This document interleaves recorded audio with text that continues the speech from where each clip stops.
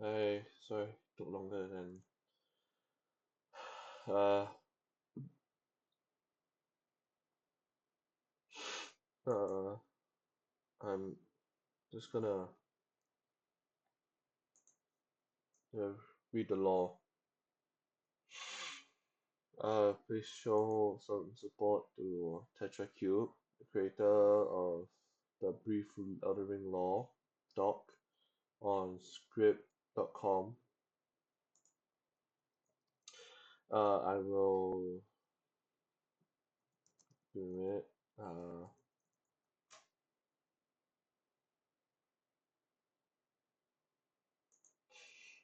I'm sorry. Uh, just, uh, just a minute.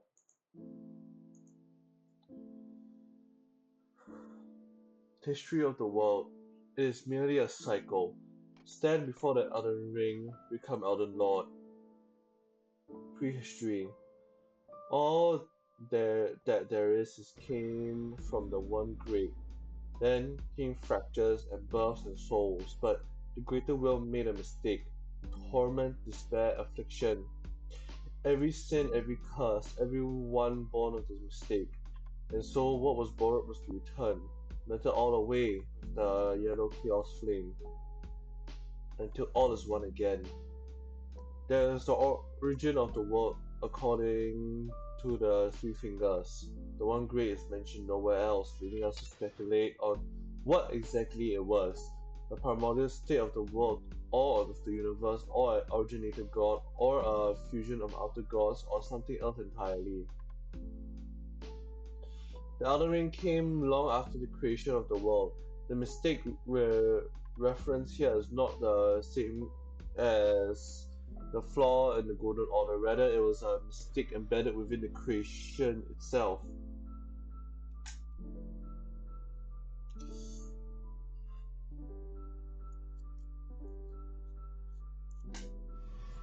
Apologies.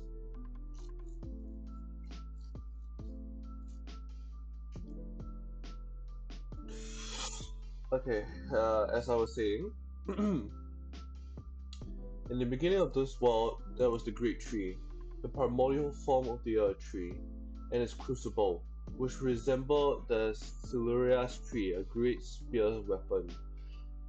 A crucible, in metallurgy, is a container used to heat substances to extreme temperatures, and here that metal was primordial gold, a substance close in nature to itself.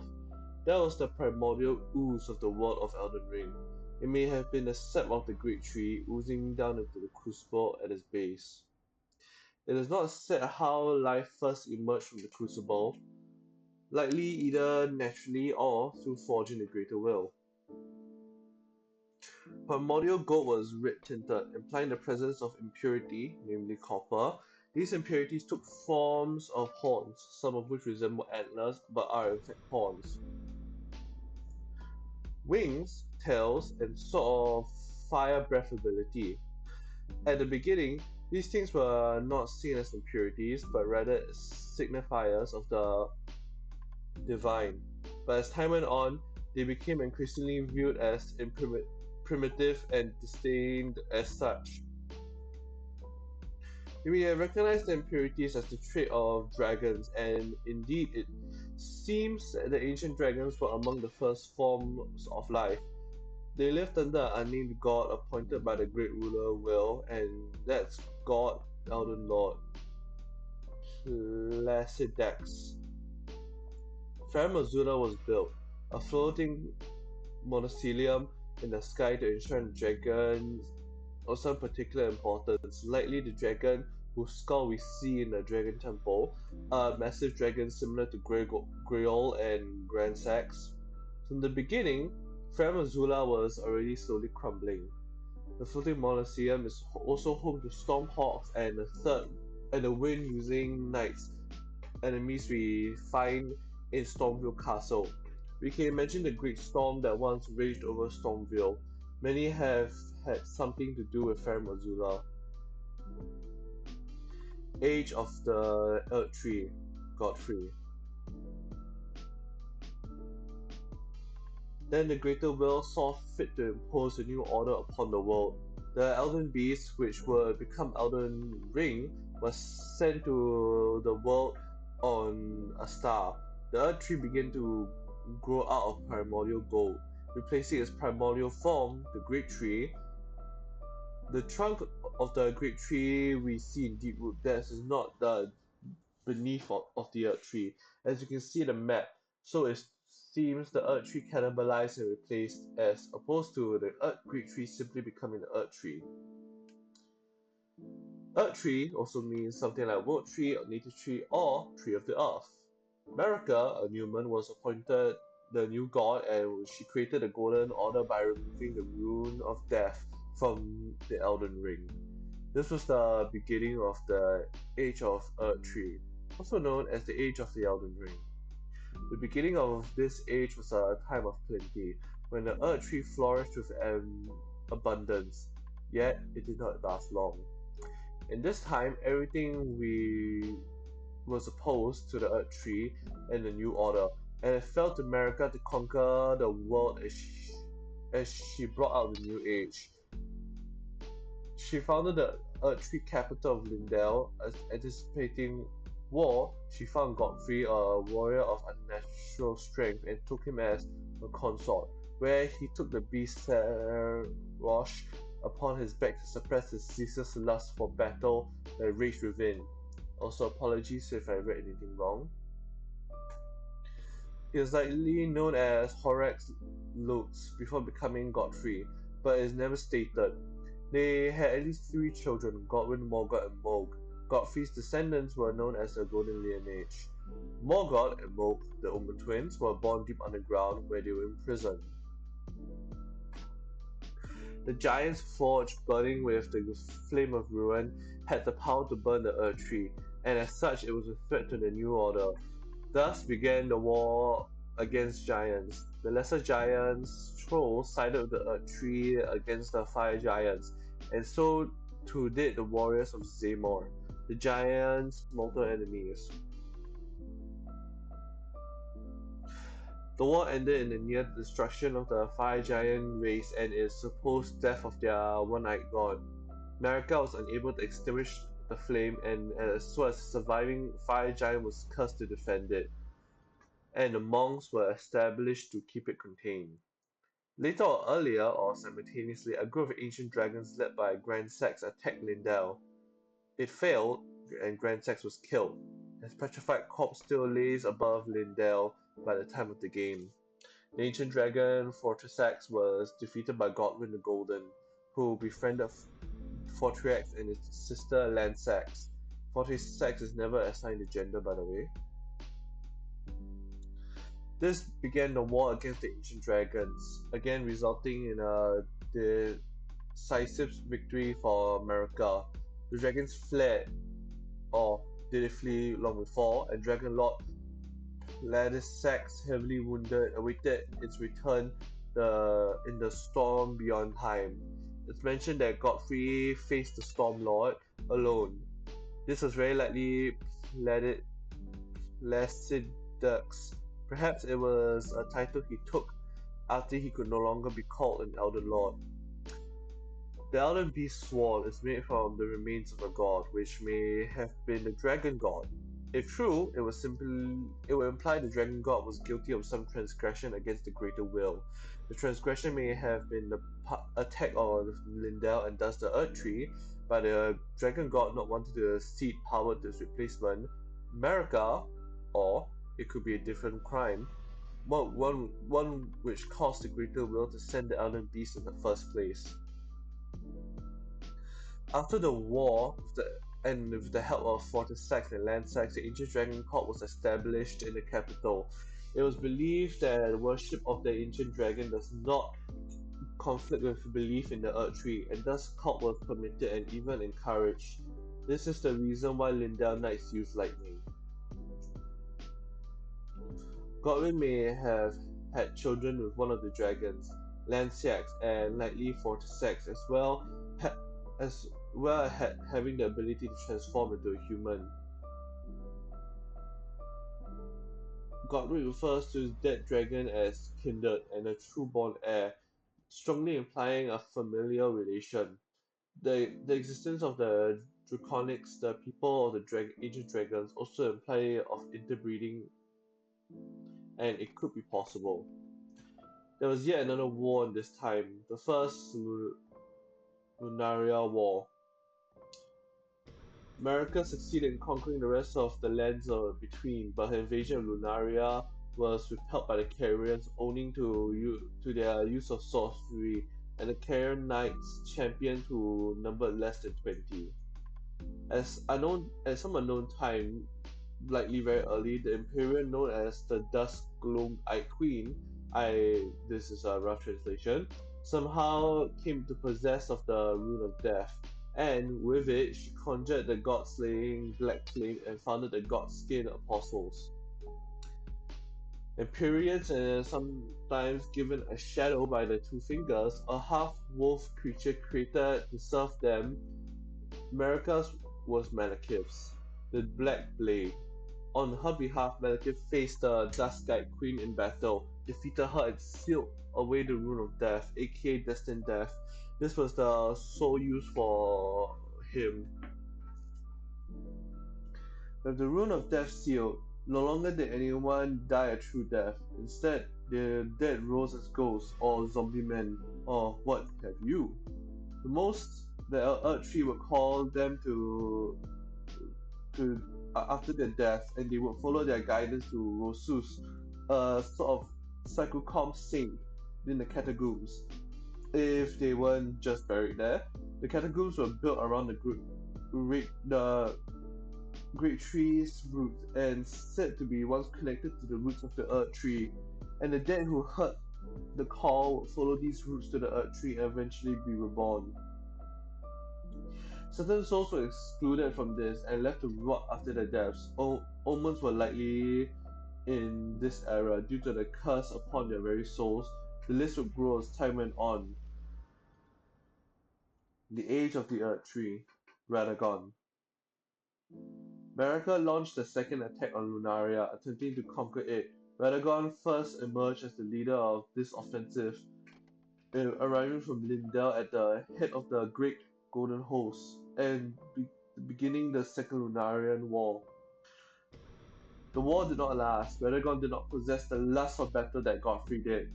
Instead, the two after meeting with the Carian Queen Renala in the battle, he repented his territorial aggressions and the two were wed in the Church of Baals, bringing an end to the conflict between the houses of the Moon and Earth Tree. As Muriel puts it, they had at least three children together, Radan, Rykard, and Rani. Rani was born in Empyrean, somehow, and as such she received Blight, her loyal shadow.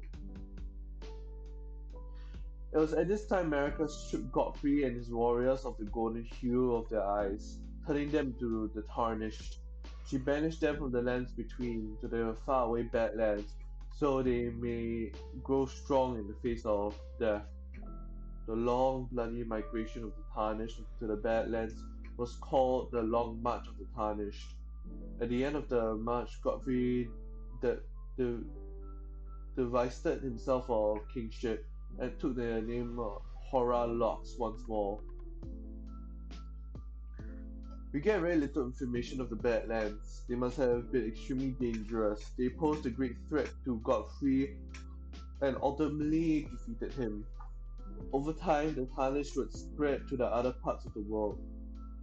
The Long March was part of a long play on America's past to prepare the Tarnished of the post-shattering world to come, when they were called back to the lands between. Radagon left Renala and returned to Lindell, where he became King Consort of America and Second Elden Lord. Radagon leaving Renala and America choosing him as Elden Lord were both viewed as highly unusual decisions.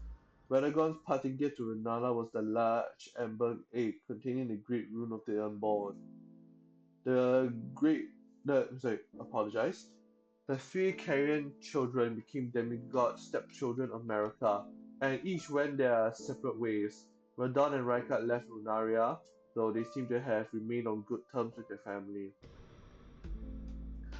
Ronala lost it, which was seen as a sign of weakness. The Academy and the Knights of the Kaku rose and began a civil war in Lunaria. Despite having prepared for the Academy's betrayal, the carriers were taken off guard. Ronala was locked in the Grand Library and the rest of the carriers were pushed back to Carrier Manor, where they conjured enchanted traps to protect themselves. The Knights of Kaku were given free rein by the Academy to wage war as they pleased, and they were infamous for their rapacious ways. The Kaku seem to have been essentially fascist. They became enemies of the Albernerics, who viewed as having defiled blood, and the conflict that ensued is left to our imaginations. At least they used artificial puppets instead of making them out of people. Radagon was not the same person as Marika initially, but the two were fused into the same body. The probable reason for this was so Marika could produce Empyrean children, which she did. In the in the twins, Mikola and Melania were both were cursed. Melania with Rod and Mikola with eternal childhood.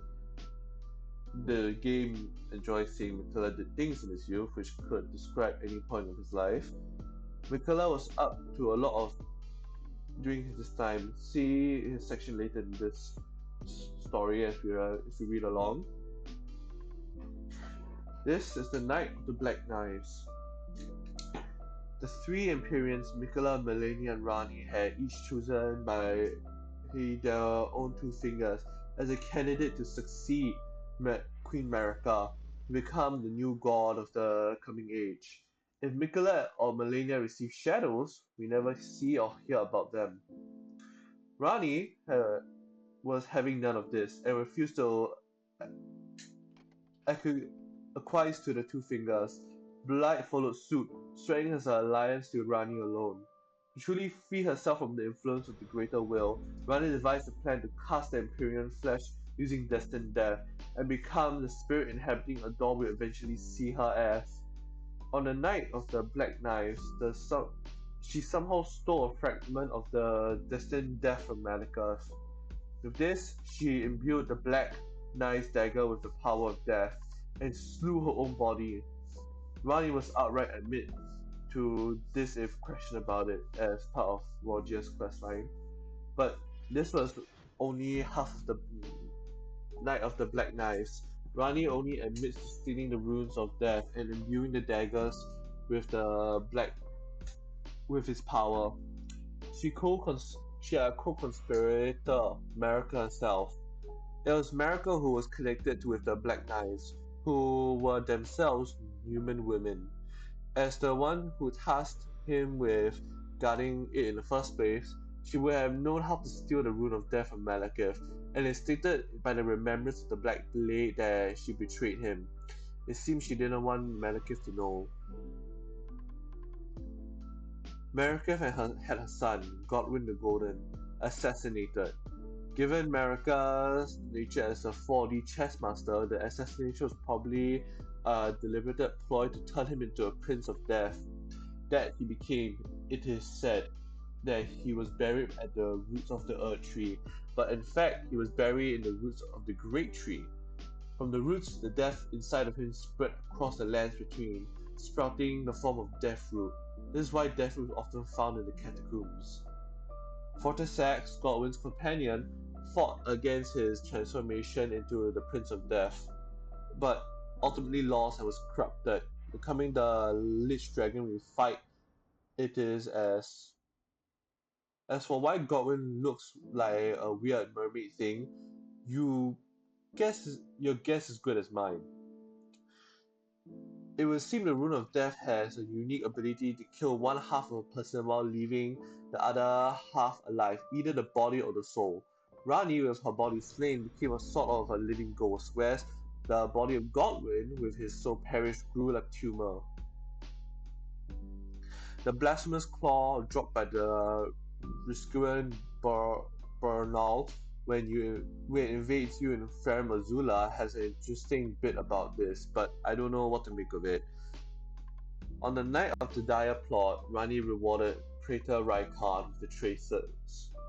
Should the coming trespass one day transpire, they would serve as a last resort foil, allowing Rykard to challenge Malekith to the Black Blade, the Black Beast of Destined Death.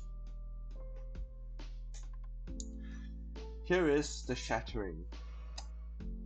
America, now certain of the flaws in the Golden Order, shattered the Elden Ring and bestowed the largest shard upon those of her children who weren't sacrificed for being failures, including Moog and Morgoth, as well as the slumbering Miquella. Because Godwyn was killed, his rune was passed down to his descendants, Godric. Countless smaller fragments, rune arcs, were also scattered. As only three great runes are required to mend the Elden Ring, it seems most of the ring are somewhat redundant. Radagon attempted to mend the Elden Ring unsuccessfully. For her transgression, the two fingers of some other vessel of greater will had Marika crucified with the tree. Nonetheless, she remained the vessel of the Elden Ring, if only because there were no suitable successors, and thus the fingers sought a new Elden Lord from among the demigods instead. This began the shattering. Also, funny thing is, someone put here, I mean the person put here, a war over who got to marry their own mother. Radan and possibly others laid siege to the Erdtree capital in a battle known as the First Defense of Lindell. He is known for the opening cinematic beneath Morgoth, who is attempting to impale him with his staff. Morgoth's army delivered weaponized perfumes onto the invaders using the big arrow-like things found all over the battlefield. Despite Radan's renown as the mightiest demigod of them all, the siege was unsuccessful. Radan and whoever else participated was pushed back. Morgoth, now the vain monarch of Lindell and the noted hater of the ambitious, would immediately begin hunting anyone with ambition of lordship. In his alternate identity, Margaret the Fell Omen, he also commanded the Night Cavalry to this end. Godric the Golden and his father, son, brother, Godfroy the Grafted. No, Godfroy is a real boss, not a joke character. Uh, okay. Immediately fled the capital. Most of the army was killed or captured, including Godfroy, who was captured. Godric eventually reached Stormville, where he suffered humiliation at the hands of both Radon and Melania, but nonetheless held on to his castle in Great Rune, if only out of some kind of pity for Melania. Morgoth's army then attacked Rykard at Mount Glamir, resulting in the most appealing battle of the war. Rykard successfully repelled the attacks at a great cost. By the time of the game, the mountains are strewn with corpses, and a few miserable survivors of Lindell troops. It may have been this that caused Rykard to lose his mind and feed himself to the god-devouring serpent within the volcano. Possibly also possibly only two. Allegedly, you can reach Lindell with only Radon's rune by using the coffin in Siofra Aqueduct to reach deep root depths, and from there using the portal near Fia's location to enter the capital. I haven't been able to confirm this so have I, even though I've played Elden Ring for quite some time. Apologies, I'm going to the bathroom really quick.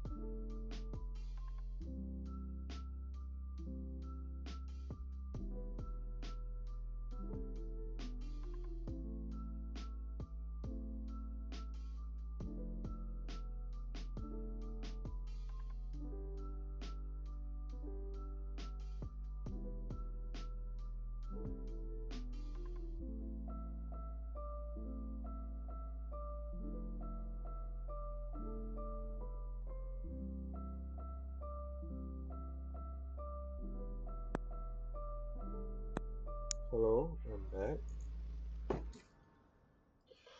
With every other shard bearer crashed not participating, the only two remaining combatants were Radahn and Melania.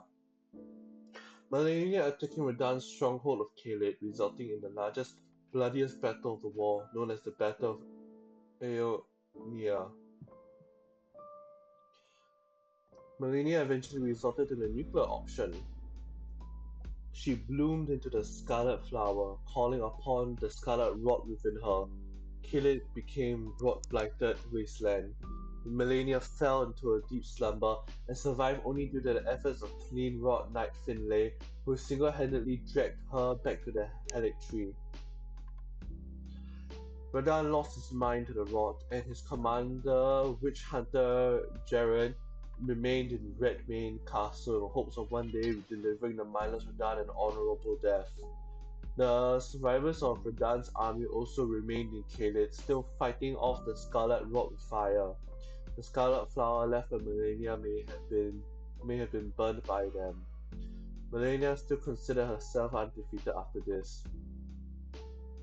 Prior to this, Kaled was also home to a large number of dragons. Greydol and the other surviving dragons nested to the northern plateau of the region, which was still mostly untouched by the rot. It became known as Dragon Barrow. The battle seemed to have marked the end of the Shattering. Radahn and Rykard lost their minds. Melania and Mikla were each in a coma, the latter since before the war even began. Godric was cowering in Stormville, and Morg and Rani were mostly uninvolved, though Melania leaving for Kaled may have provided Morg the opportunity to steal Mikla. None of the armies were in fighting shape. Perhaps Morgoth could be considered the victor as he sought to prevent anyone from claiming the title of Elden Lord, and in the end, no one did.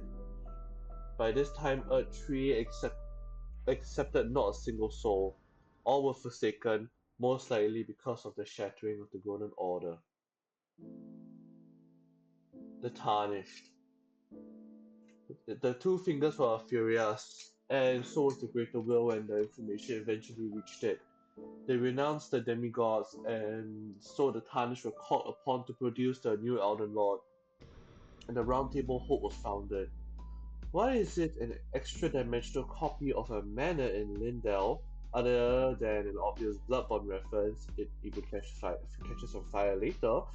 They couldn't have used the real manor, lest the Tarnished be immediately exterminated by Morgoth and his armies, but the Two Fingers could have been quite difficult to move out there, so extra-dimensional copy it was. Or more accurately, there's just one possible explanation. You can leave your theories down in the comments as I'll be posting that to VOD. They can't. They couldn't have used real. Oh, sorry. The Tarnished were not all caught by the same time. By the time of the game, they have been around for so many years, and in the time have not successfully produced a single great rune.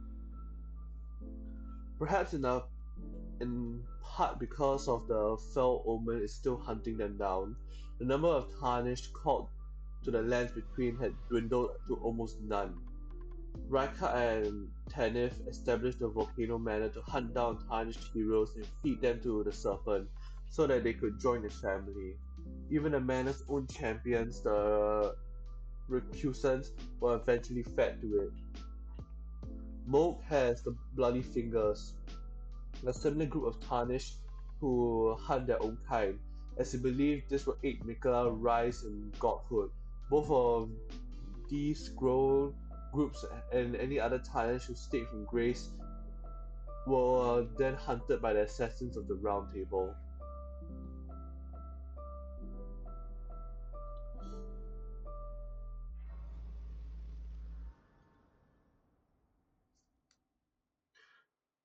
We are the first to arrive in many years into the capital of anticipation.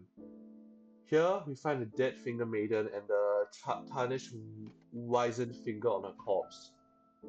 Could she be our maiden?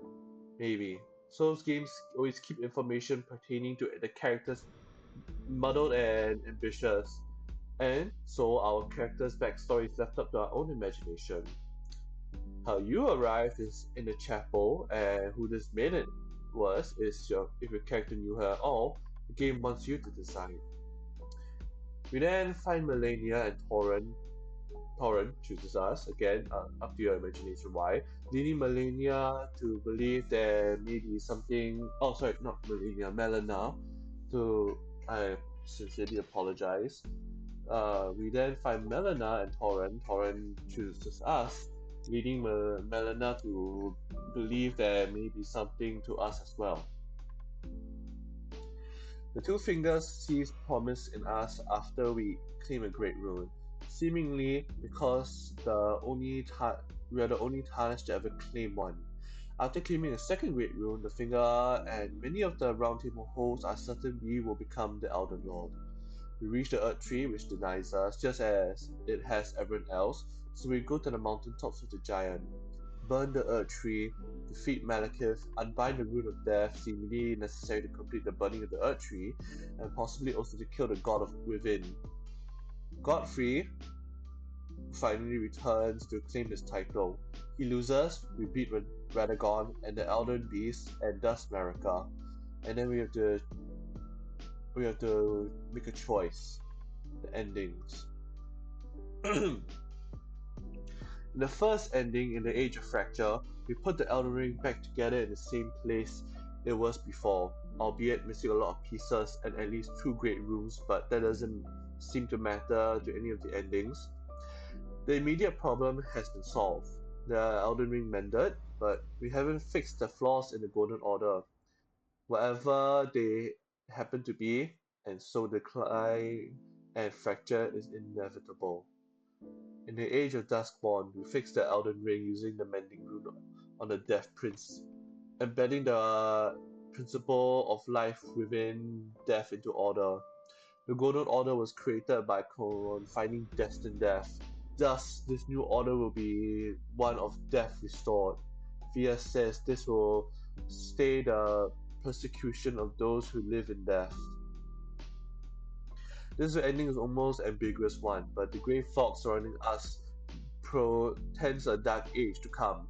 Rogia tells us that those who live in death are souls that committed no offense, but came upon a flaw in the Golden Order. Nonetheless, in death, they are a little more than minor skeletons. Fia is the only sane one we meet, but perhaps the mending runes also fix this. The blessing of despair is more straightforward. A rare incident in Souls games of an ending that is objectively bad. You mend the Elden Ring using something that grew out of the defiled flesh of a serial killer who eats shit. More specifically, you embedded the Omen curse within the Golden Order. This is a Dung Eater. The curse afflicts one's very soul. The Dung Eater was the only one able to curse souls posthumously. The omens that previously barred from it can now return to the Earth Tree, and this including those who the Dung Eater inflicted with the Omen curse after their death. They will be reborn omens, and their children and their children's children, and will be afflicted with the curse at birth.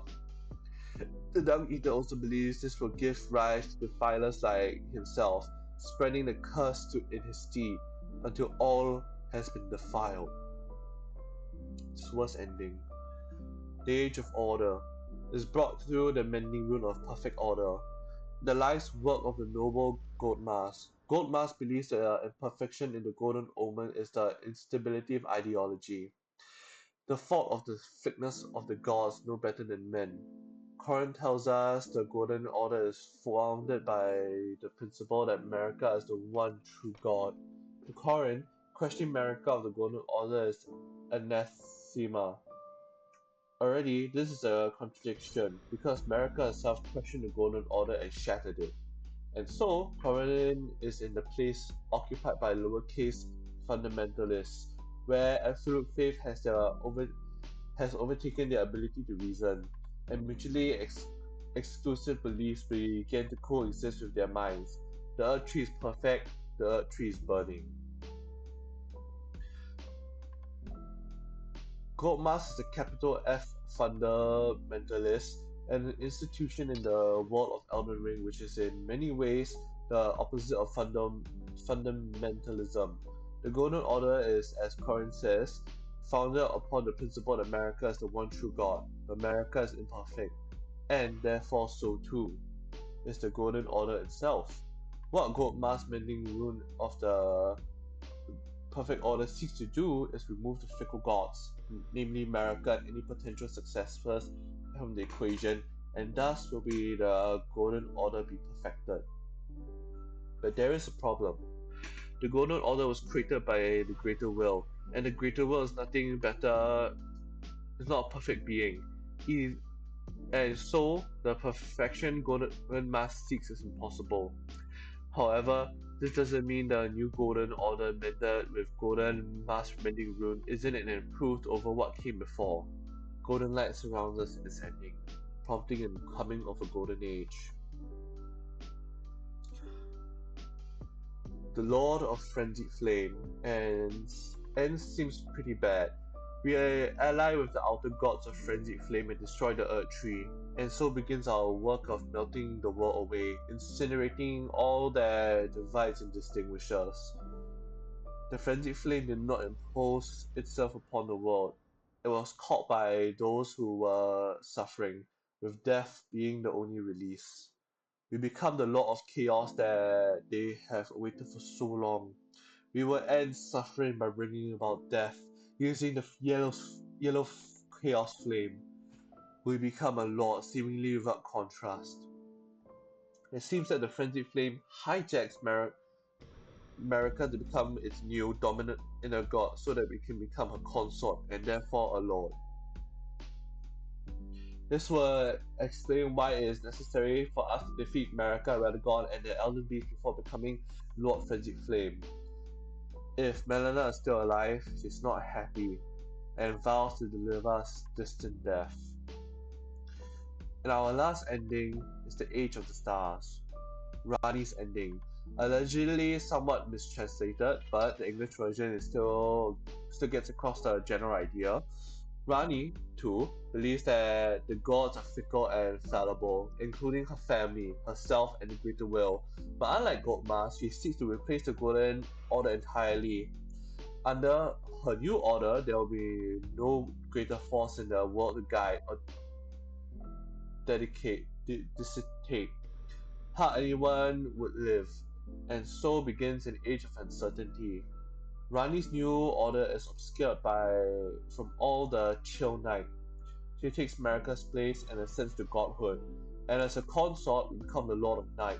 But Rani being a god means there is no place for herself in her new order, and so she leaves her space.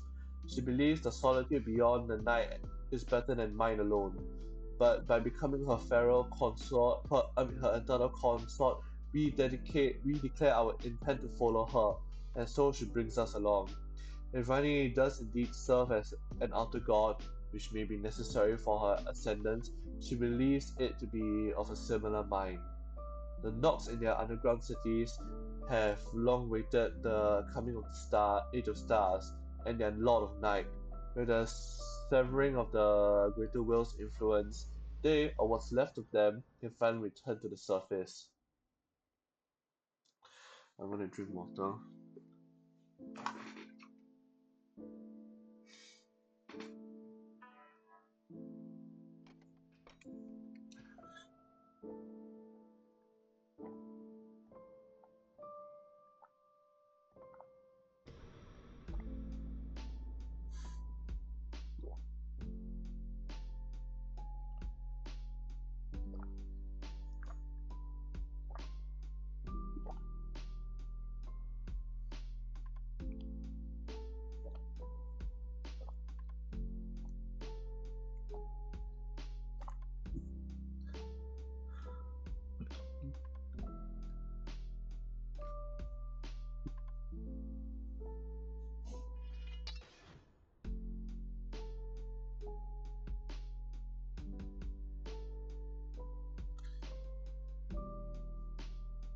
the Eternal Cities. This all happens separately from the events above ground, so it gets its own section. As previously mentioned, the Numen are descended from inhabitants of another world. Numen in Latin means something similar to divinity, referencing that America is one of them. The Black Knives himself, Numen, was scions of the Eternal City. Scions meaning descendants. The Eternal Cities are inhabited by the Nox, a cold-blooded race. Putting all of this together leads us to the obvious theory that the Nox are the inhabitants of the other world that the humans are descended from. At some point in the distant past, the Nox upsets the Greater Will, leading to their banishment underground. This likely has something to do with the Finger Slayer blade, the treasure hidden of the eternal city of Nokron, a blade said to have been born of a corpse. This blood-drenched fetish is proof of the high treason committed by the eternal city and symbolizes its downfall. Cannot be wielded by those without faith, but is said to be able to harm the greater will and its vassals. Rani later has us retrieve the blade and uses it to kill her own two fingers. There are small remains of the civilization left on the surface from this time, in the ULD Palace, ruins in Lunaria, and a chair crypt in Suia, guarded by two Nox. Perhaps they serve a greater or different outer god, sorry I said greater, namely the hypothesized moon god involved in Renala and Rani's stories.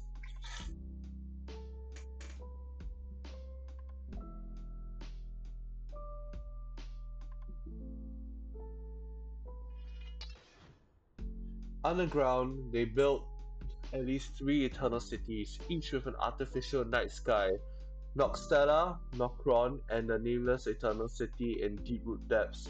But the nameless eternal city was attacked and destroyed by Estel, the malformed star, who stole their sky. The stolen sky can be found in its boss arena, separated from Noxtella by the Lake of Rot. The Eternal Cities were ruined by dynasties. The game often refers to all three Eternal Cities as the Eternal City, so it's unclear if each had its own dynasty or a single dynasty ruled all. Their society seems to have been matriarchal. The highest clerical rank is Knight Maiden, and there are Knight Maiden enemies we fight in the Eternal City. Night Maiden's mist spell was created by the Maiden of Nokron. The head of the dynasty may have been the enormous skeleton woman atop the chair crypts of Nokron and Noxtella. There is no information about them as far as I'm aware. They may have been Empyreans, gods, demigods, giants, or some other type of being entirely. Once a black moon hung in the artificial sky above Noxtella, but the black moon was lost or destroyed. Estelle is a possible culprit.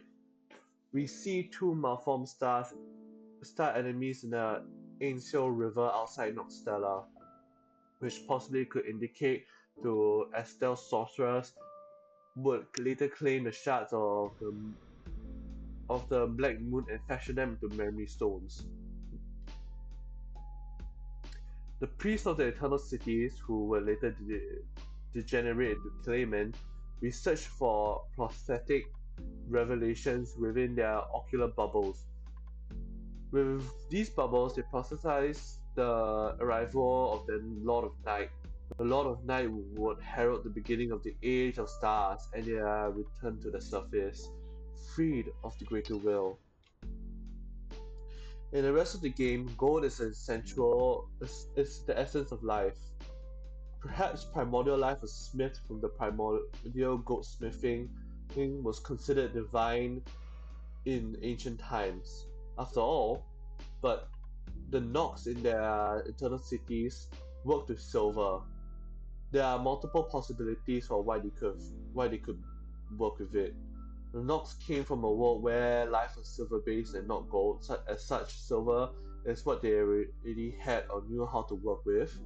Gold was unavailable deep underground, so the Nox had to work with silver, an inferior metal, or it simply wasn't possible for them to forge artificial life out of gold.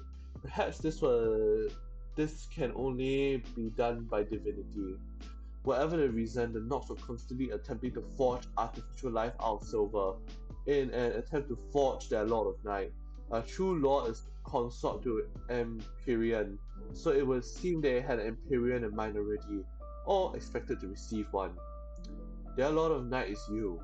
In Rani's ending, but Rani was born long after their downfall, and never intended to have a consort, so it's unlikely that it was her the Nox were forging a knight, a lord for.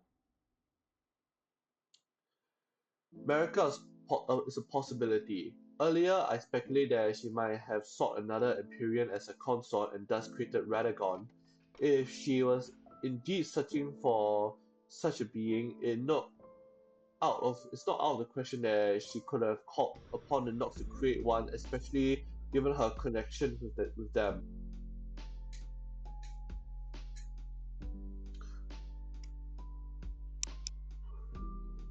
America was descended from the Nox, and it's not out of the question that America had Imperial siblings. It could have been one such sibling, or the Nox simply expected an Imperial to live as per the prophecy, or they sought a way to make a lord without a god. Nokron and Noxtella are littered with their attempt to forge life. There were, of course, the Silver Tears and the Mimic Tears. The bizarre petrified beings found littered across the city were likely failed attempts. All of them seem to be in the middle of emerging from a tear.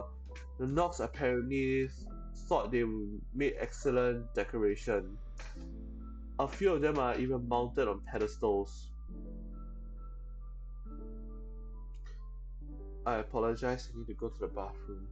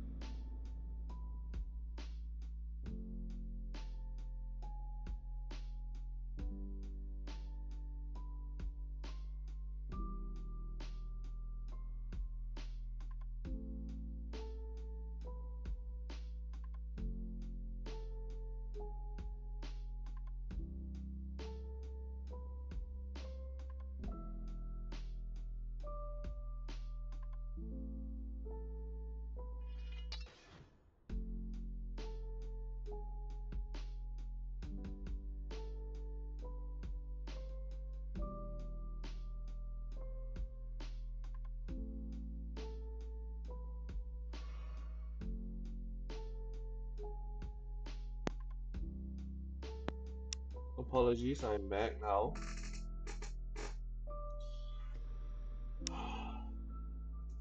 And then there were Albonerics. We don't actually know if the Albonerics were made by the Nox. There's evidence, but it's cut content, specifically dialogue from Tops. But we do know they are life forms made by human hands, raising the question: are human Nox human? Specifically, they were made from a primordial drop of dew. As established earlier, the game uses the words sap, dew, and tear interchangeably. So this means gold, and white gold is an alloy of silver and gold. Thus, it follows with that the Albinaurics were created through a mixture of silver and gold. A frog, like Albinaurics, are second generation, often described as young. The more human ones are never given a generation. Of the opinion that the first generation Albinaurics are the silver tiers and the human ones are third generations, as it seems the human like Albinaurics are more complete, closer to the ultimate goal of forging a lord. The human-like Albinaurics cannot walk due to their bad legs. The legs would be the last part of them to form from a silver tier, like a printer that ran out of ink mid-print. Oddly, the old Albinaurics have a sort of phantom legs. You can see the story of the knocks on the torch pillars in Siofra or Nokron, but each image is harder to interpret from the last. The first image depicts what appears to be ships, signifying their arrival in this world. The second depicts them living on the surface. The third I presume to be their banishment to the underground. The fourth depicts what could be an empty throne, signifying the wait for the Lord of Night yet to come. And the fifth, I do not know. Perhaps a vision of the future. Though there are still knocks in the Eternal Cities, the civilization fell long ago, before even the time of the Earth Tree. Outer Gods. The game, the world takes, the world the game takes place on is one of many, and presiding over these many worlds are the Outer Gods, formless entities of great power.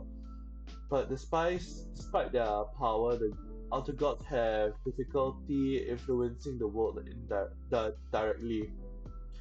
To their followers, the outer god can be a guiding voice that has trouble reaching them, and a source of power that can be called upon. Some are extremely distant. The greater will takes hundreds or thousands of years to respond to communication from the two fingers. Why does it take so long? Most likely, the greater will's domain is large, and by the time of the game, it is light years away from the lands between. Not only that, but only the two fingers can speak with it, and the fingers in turn can only convey information by wriggling, which requires reader maidens to interpret. This is not so for the reason for others. For some others, for instance, the formless mother, whom Moog is able to stand before in person, it seems she can communicate with him in some degree as well. Nonetheless, she has little ability to influence the world on her own. Because of the limitation, the outer gods all have needs of followers or proxies. The ideal proxy is an Empyrean, as beings such as Marika that an outer god can rise to inner godhood. I'll refer to outer god not outer gods as inner gods to avoid confusion. It would seem such beings are extremely difficult to find, let alone raise to godhood. The two fingers consider Mikola, Melania, and Rani as candidates to succeed Marika, but seemingly found them non-viable. When Marika smashes the Elden Ring, effectively the greatest possible offense against the greater will, she is not replaced. A child of a single inner god is Empyrean. This is how Mikola and Melania were born, from the fusion of America and Radagon. It is the only way to produce an Empyrean that we know of, but there are many There may be others.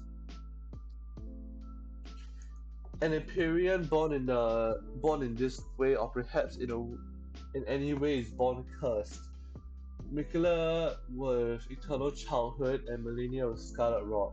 Melania's scarlet rot is tied to the outer god of rot, whose divine essence is sealed in the lake of rot.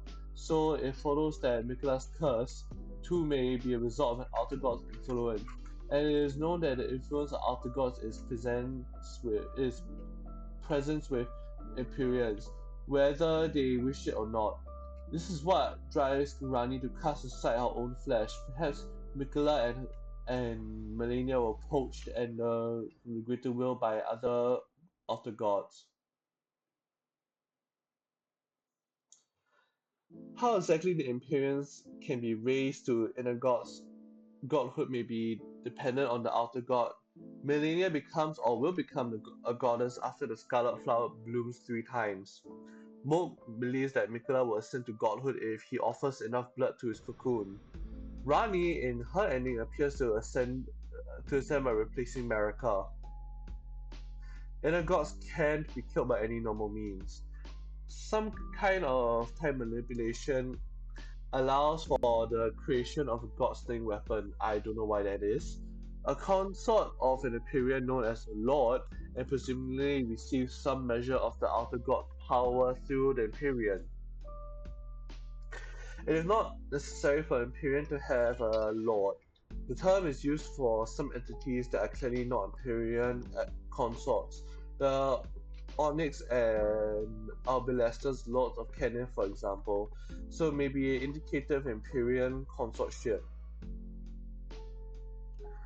Golden Order is the prominent order, but there are others.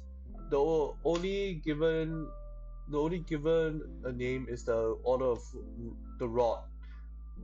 The cycle of decay and rebirth symbolizes the ammonian butterflies that make up the goddess of wings goddess of Rod's wings.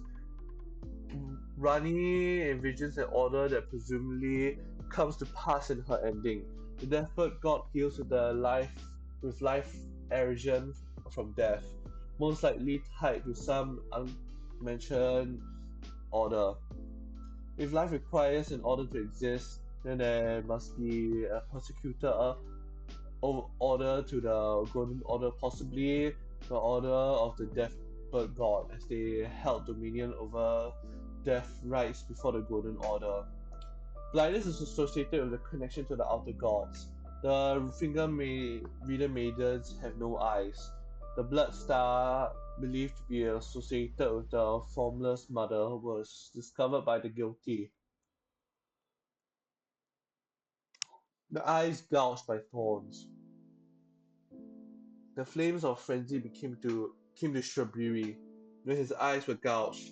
Hayata, who is blind, is able to follow a distant light to the 3 fingers, and it was a blind swordsman who sealed away the essence of the outer god of Rod. Many of the outer god have a type of fire or celestial body associated with them.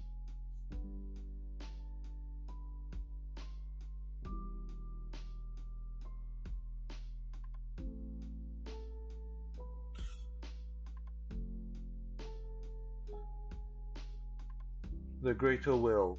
Inner gods, Placidac, Placidusax, consort god, Placidex's consort god, Marika, Elden Lord, for Elden Lords, Placidex, Godfrey, Radagon, the player in the 4 normal endings, Vessels, the 2 fingers and the Elden Vessels, I mean, the 2 fingers and the Elden Beast.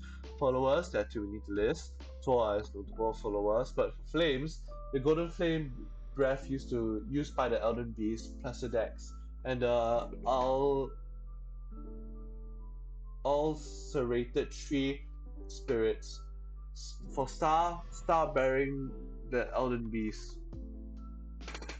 A creator god if not the creator god. Things related to the greater will are designated by the term Elden. This outer god is entwined I'm sorry. Uh, I'm about to sneeze.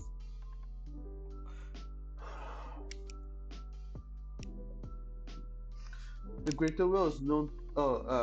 Sorry. Things related to the greater will are designated by the term Elden. This outer god is entwined with history itself, and as such, that section covers most information about it. The greater will is known to be extremely distant, with the two fingers requiring hundreds or thousands of years to communicate with it.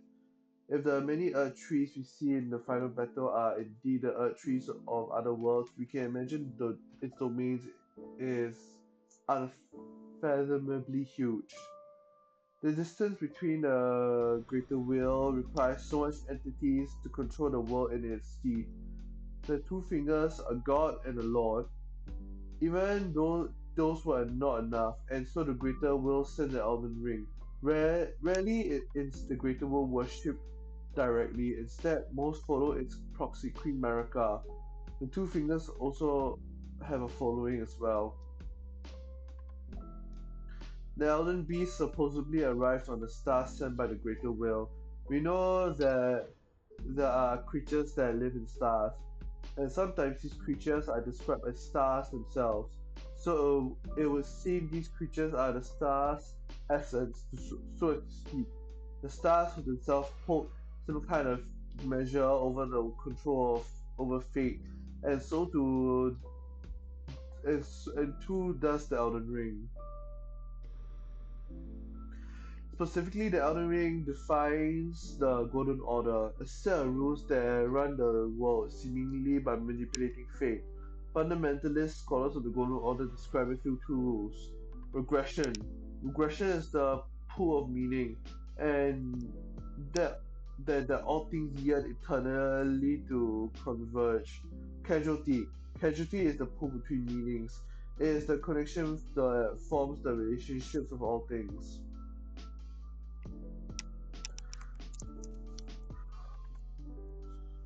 I don't know why, but I'm feeling not well. I'm sorry, chat. I think I'll stream for more than I'll end it. These are not fundamental laws of the universe. The world functioned before the Golden Order and continues to after its shattering, albeit slow decline. One thing that the law of regression may convert is the return of souls to the Earth Tree. This could be why it bars entries to all after the shattering of the Elden Ring. It seems two figures each choose an Empyrean. Rani, Mikula, and Melania, and the Duskite Queen were chosen by different fingers. We know seven of the two fingers fight there atop the Divine Towers. The relocated fingers of Lunaria, who is active in opposing until she kills it, and of course the one in the Round Table Hold. We potentially have identities of the six Empyreans tied to the six Divine Towers. Marika, Radagon, Rani, Melania, Mikula, and the Duskite Queen, but we don't know for sure that the Radagon was an Empyrean, and the Duskite Queen's fingers may have later chosen a different Empyrean or themselves been replaced. We also don't know the two fingers of the Round Table hold an Empyrean, or if it was an exception. Rani is obviously the Lunarian one. Melania is probably the isolated divine power, the one we take her great rune to, and the Duskite Queen is probably the Kaled one. So, and as it contains her flowers and swords, this leaves twin graves, east altars and west altars. Frenzied Flame God. Inner gods, ancient frenzy god, Lord of Frenzied Flames as player in the Lord of Frenzied Ending Flame Ending. Vessels are the three fingers, and the followers are the merchants and others with extremely miserable lives. Notable followers: Shibiri, Hieta, Vike, Edgar. The Flame of Frenzy.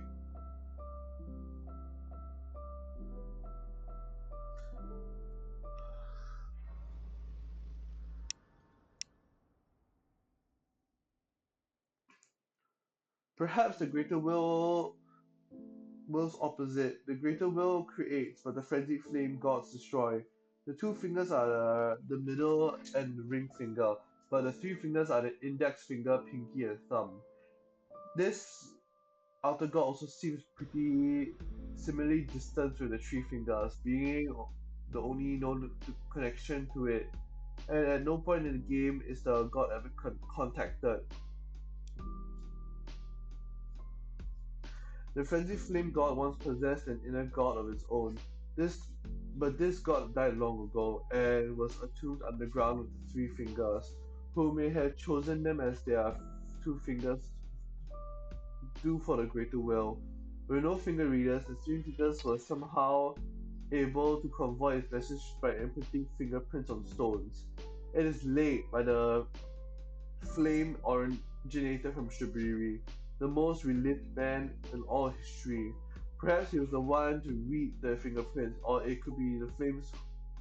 It could be that the flames was blamed on him to obscure its true origins.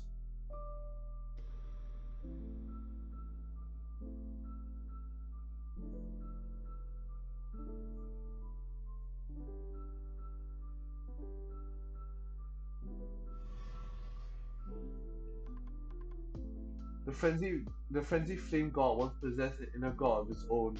Oh, but sorry, I read this line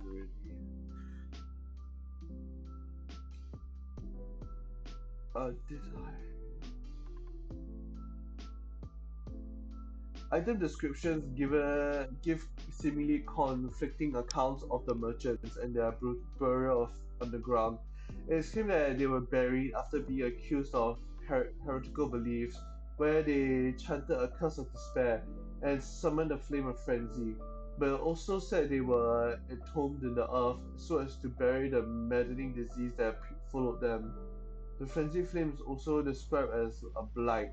A spirit in Lunaria is the in the purified ruins, one of the theater's location, says, "Come out, one and all, from the darkness underground, and let us offer it unto the maiden our eyes." The site graced by the three fingers is the frenzy flame plus proscription. Proscription meaning something similar to the condemnation. So it would seem merchants were already afflicted with the frenzied flame and were buried beneath the capital, where they summoned even more frenzied flame in some way. It's likely the it was most likely the frenzied flame pros, proscription is the tomb of the ancient dragon, but isn't certain if it isn't all the previous three fingers had died. They may have summoned another three fingers. Shieta looks identical to Irina, the woman in the Weeping Peninsula concerned about her father, Edgar, who remained at Castle Norm, Morn. As part of this questline, she is killed by an misbegotten, setting Edgar on his path of revenge. We later find him in the Revenger shack where he invades us, himself inflicted with the flames of frenzy. Hayata does not appear until Irina dies. At first, this seems to imply she possessed Irina's body, similar to how Shibiri possesses Yura's. But Hayata doesn't seem to think she is possessed anymore, or even have much knowledge of the frenzy flame. Furthermore, if we go back to Irina's spot, her corpse is still there. My eyes has been weak since birth, you see. Irina Hieta. A similar thing happened with festering fingerprint Vike. He invades us near the Frenzy Flame village, but we find him in the Evergold in the mountain tops of the giants under the title Roundtable Knight Vike in the Evergold. He possesses no Frenzy Flame powers whatsoever, but he does drop the fingerprint set. No other tarnish was close to the throne of the Elder Lord other than Vike, but without announcement, Vike traveled far below the capital and was scorched by the flames of frenzy. Did he make his choice for his maiden, or did some other force lure him to the suggestion? It happens for a third time if the only copy of Moog made to defend the Frenzied Flame proscription. The strange power of body duplication may also be what allows us to survive burning ourselves in the Forge of the Giants.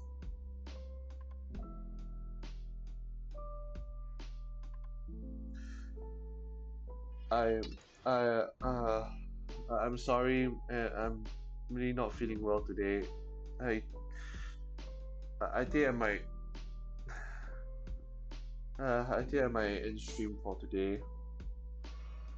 I do not know why throat hurts. My eyes, they're very sore, and I apologize. I'll continue the law reading. I'll try to continue it tomorrow. Uh, but I, like I said, I sincerely apologize. Uh,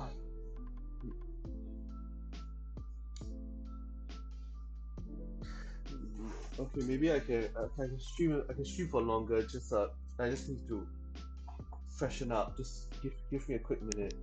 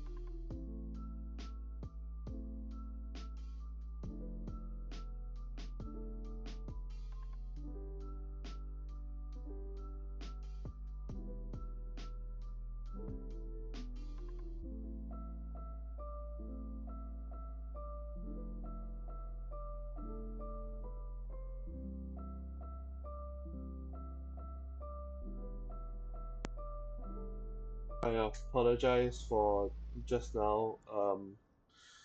Uh, I will continue streaming. The Rot God. In the gods, ancient Rot goddess Melania, followers, kindred of Rot, aka Pest, notable followers, Gory, Millicent sisters, Flame, none, but the Scarlet Rot replaces flames in those afflicted. A simple god, the rod of God is all about scarlet rot and spreading it. Its servants, the pests, spawn in rot-afflicted lands. Long ago, the rot god's divine essence was sealed in the lake of rot by the blind swordsman and his flowing blade. It once had an inner goddess rot, and perhaps it was through defeating her that the swordsman was able to seal it. The divine essence must have been something physical as the scorpion sting that was crafted out of it. Melania would become the goddess Melania will soon become the goddess of rock after the scarlet flower bloomed 3 times, each time allowing the rock to overtake her a little bit more. She is sometimes referenced as the goddess, even before the events of the game. We know she has used it twice in desperations, once against Radahn and again against the players. When she used it in her boss fight, it is the third time or only the second. Melania had at least 5 daughters in the swamp of Aeonia, through though probably not born through natural means and therefore unknown to her.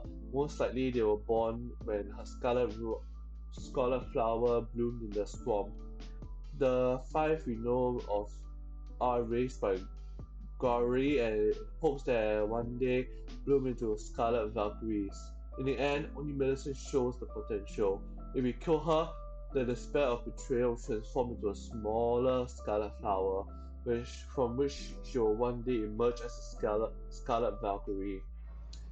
There's another scarlet flower similar in size to Millicent's, in a room near Melania's.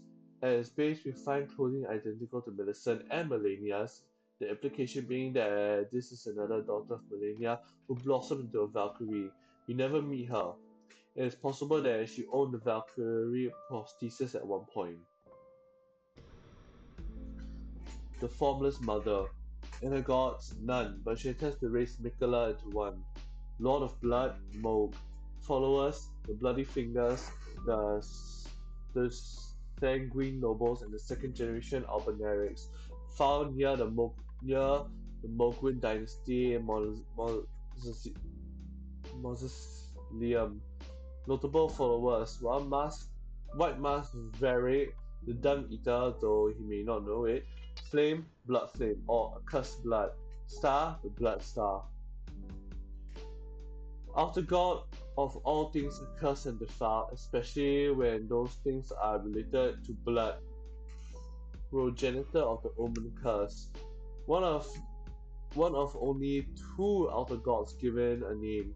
She is also known as the Mother of Truth. Obviously, Moog follows her. She is the god of the wretched Maya he was born into and came to love. His sacred spear is used as an instrument of communications with her.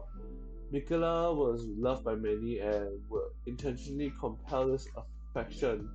This may have backfired on him. Moog became obsessed with the young Empyrean and stole him, cocoon and all, from the Haddock tree, drenching the cocoon with blood. He believes will eventually awaken Mikola as a god.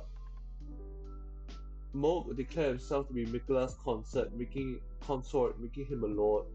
Moog wishes to recreate the dynasty of the Eternal Cities, but under the rulership or divinity of himself, Mikola and the Formless Mother, he views the previous dynasty as presiding over an era of greatness. In truth, the Nox was nothing more than to escape from the underground. The Dung Eater, also does the Formless Mother's work by spreading her curse. Whether he knowingly works for her, we are not told. Thorn sorceries have to do with the blood stars, visible only to the blind and believed to be the star of the Formless Mother. Every special star is associated with an outer god, but the user of the thorn sorceries don't seem to serve her. The Fell God. Inner God, the one-eyed god. Followers, the fire giants, the fire monks, kind of, and the flames of ruin. The inner/outer status of this god is a mystery. 3 possibilities. It is an inner god implying a relation to the unmentioned outer god. No other god is known to have any sort of form or appearance as the one-eyed god. Nor can one be slain, as America is believed to have done this done to this god. We also know Empyreans are often born cursed and deformed, and the god's single eyes are described as malformed.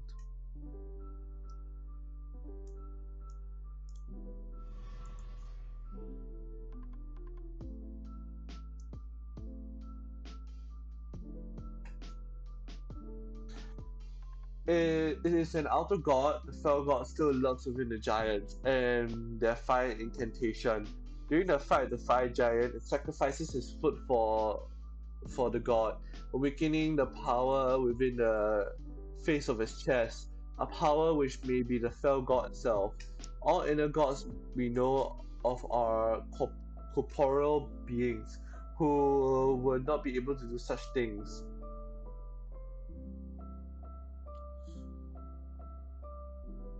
The fell god is the outer god. The one-eyed god is the inner god. Never are they mentioned being the same entity. The fell god lines up with what we know of outer gods, and the one-eyed god matches what we know of the inner gods. The one counter to this theory I can think of is the fell god seemingly awakened as the Cyclops face on the fire giant's chest. The giants lived long ago. Early astrologers, predecessors of sorcerers, considered the fire giants their neighbors, and then of course their forge represented a threat to the Earth Tree. So America, her armies attacked and slew most of them, including allegedly the one-eyed god. But America could not extinguish the flame, so the fire giant, one of the survivors of the race, perhaps the only one, was cursed to forever guard it, but the five giants had already been cursed to further defend the flame. So it seems all that changed for him was that all his friends were dead now. The trolls were known as lesser giants, and they sided with America during the war. They all have grotesque holes in the chest, and after meeting the fire giant, we can hazard a guess as to why the missing part is why the one-eyed face would have would have been. Were they born without it, signifying their lesser status, or was it removed in order to sever the link to the gods? Also, for the purpose of containing the flames of ruin, the monks were established. They both revered and feared the flame, using it as power both on their enemies and themselves. Fire incantations that do not burn the caster are considered forbidden by the fire monks. This self-flagellant ideology also drives them to use thorn sorceries. Taboos transform into lasting obsessions by virtue of the fear that they inspire. The Black Fire Flame Monk, enthralled by the god-slaying Black Flame, are former fire monks turned traitor. The armor notes that the seduction of a taboo is never easily pruned. This would imply that the god-slaying Black Flame is an enemy of the Flame of Ruin in some way.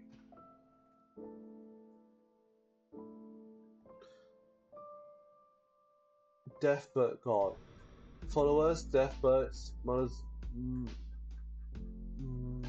Mausoleum Knights, ancestral followers, those who live in death, except for Deathbirds. It's unknown if any of the groups they know they are following this god. Notable followers, the Twin Bird, the Prince of Death. If you can set to follow anything, Flame goes Flame, Star, the Sun, and Eclipse.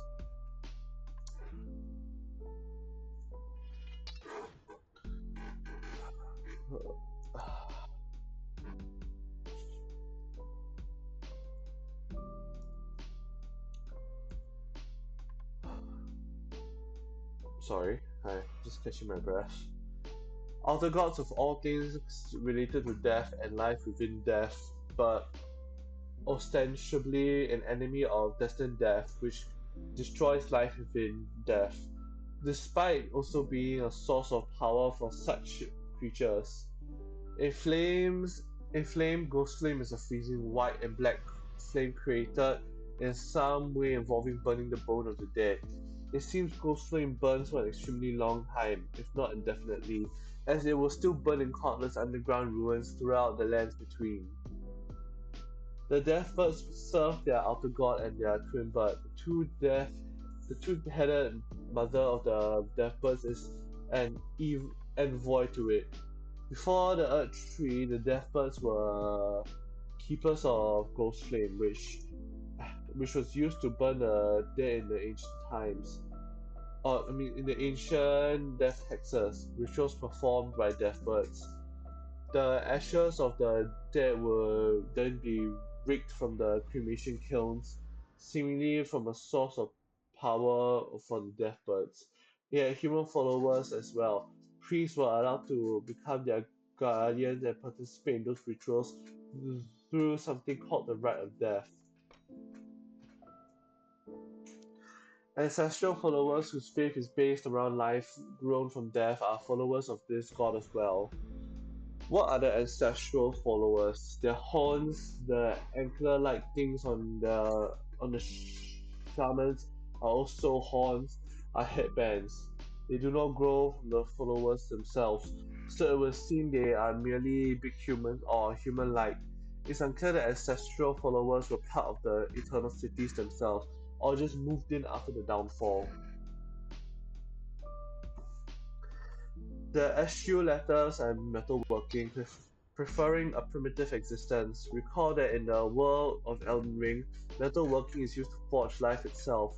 Budding and sprouting grows from the corpses of their ancestor creatures. Thus does new life grow from death, rather than metal. Do these buds grow into though? That is a mystery, but but the spectral creatures found near the hollow ground probably has something to do with it. The spectral fungi also may have similar life within death related to this god. The winged great horn, a boss weapon from the remembrance of the regal ancestors, is an axe resembling the wings of a death fright bird. In the astral spirit worshipping faith, these are considered envoys' wings, made to reap the lives of beings which experience no sprouting. Envoy is also the term used to describe twin birds. The astral flowers are also found on the surface in the Owl Palace ruins, surrounded by the three walking mausoleums. For some reasons, the followers in here direct their worship dance at the tree nearby. The architecture of the walking colosseum is of Nox origin. Interestingly, they may have been followers of this god, which would point towards it being Rani's theorized moon god, but I'm not confident about this.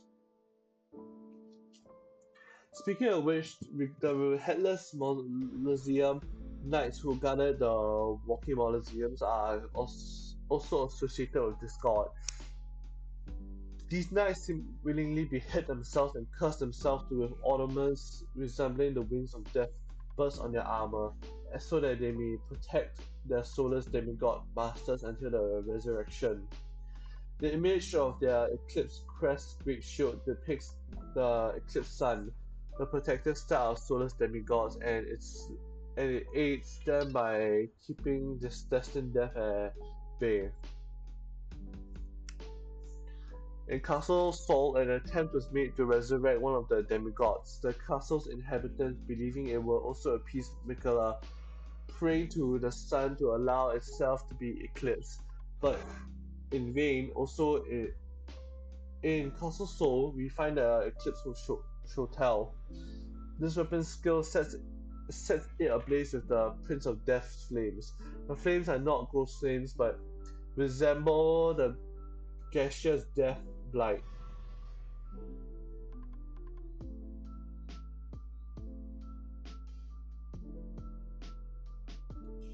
The concept of rebirth within the shadow of a scholar eclipse and Umbra is also found in Renala's boss fight, where a reborn juvenile scholars chant, "Sleep tight, bound tight, my mother's ember, sleep tight, find life in mother's Umbra." Renala is associated with a full moon of some kind, but a moon eclipsing the sun would be a new moon or a dark moon. The dark moon associated with her daughter Rani. It is likely this was the black moon of Nox Stella. Under the moon under the black moon, silver tears were reborn time and again in an attempt to forge life, specifically to forge the Lord of Night, who will bring about the Age of Stars. And then there were those who live in death, who constantly burn with ghost flame. Fia is the only one of them we can speak with, although not having died herself, she's more of a representative of them. She does not indicate any awareness of any god or anything beyond the scope of those who lived in death. The princess of death, though a little more than god with inanimate corpse, is their supposed master. Their power drawn from it resembles a sort of thorn roots. Although there is an outer god keeps destined death at bay, it's also a power source for those who live in death, in the form of deep death root, and the Prince of Death himself. If Godwin's assassination was indeed planned by America to turn him into Prince of Death, and it seems likely why we are burying him at the Great Tree, we are left to speculate why. Perhaps he is the force that allows Tarnish to return from death, though there is little to support this theory. One last thing ostensibly connected with the outer death god is Helphen's Steeple, a weapon dropped by the Tibia Mar- Marina near Castle Sol. Great sword pattern the steep black steeple of the Helpen, the wooden lamppost which guides the spirit to that world. The lamplight is similar to the grace in appearance, only it is said that it can only be seen by those who met their deaths in battle. This seems like a significant part of settling, but alas, we are given no other information other than this spirit world or the Helfen or the lamplight.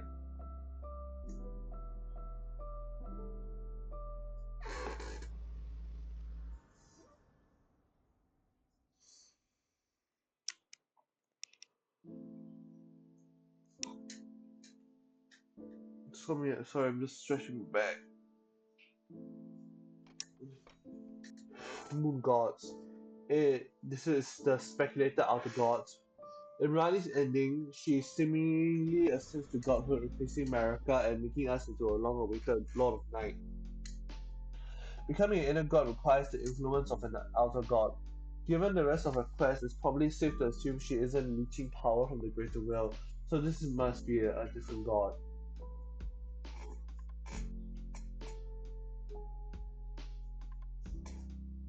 It could be the death god as mentioned in its section, but I don't find this theory to be particularly likely. The only thing linking them is the dark moon slash eclipse, and I guess ghost flame in the eternal cities, but it is used in many underground areas. Rani believed in minimizing the influence of the outer gods upon the world, so for her to follow an outer god, it must be one of similar mind. So it follows that there will be evidence of such gods' existence. The gods associated with Dark Moon Nala, unlike her daughter, draws power from her full moon. It could be that the full moon and the dark moon represents two outer twin moons, given the prevalence of twins in the setting, or they could have just been the same ghost. Gods of slumber. Millennia's Rod was the influence of the outer god of Rod, it follows that Michaela's curse eternal childhood was the influence of a different god, though he may though he doesn't seem to be a fan of his own curse, he embraces the influence of this god, especially in his Saint Trina persona. Like most others, it has its own unique flame. The flame of slumber seen in Cintrina's sword and torch. Also, sleeping for a very long time certainly seems like a method of an outer god of slumber were used to raise someone to inner god.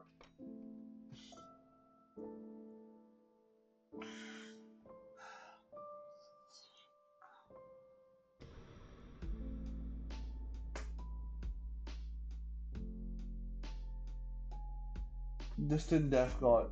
Distant Death is a powerful supernatural influence.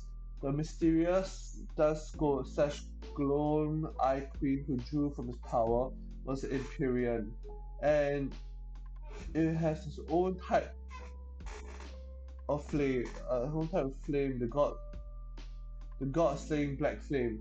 After the confinement of destined death, the god's twin apostles were reduced to using an inferior version of the flame. Gurrank Malekith still use the flame and its true power, signified by the red tin. The Oracle. The entity once followed by the Oracle and Voice, and presumably related to the uh, claimants of oracular bubble sorceries. There's very little information to go on regarding Oracle. Whatever it is, it could be an outer god or something else entirely different. Ashna's god, not the Edge Lord who attacks us in Round Table Hold, but the ancient lord he is named after. It is said that the bones belong to an ancient lord, the Soulless King, the lord of the lost and desperate, who was known as Ashna.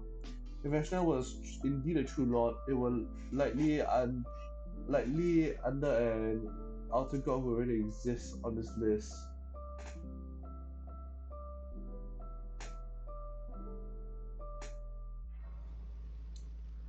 Queen Marika and the Eternal.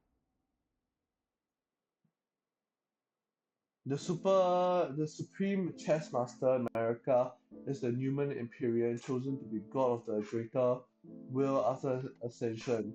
She will be she will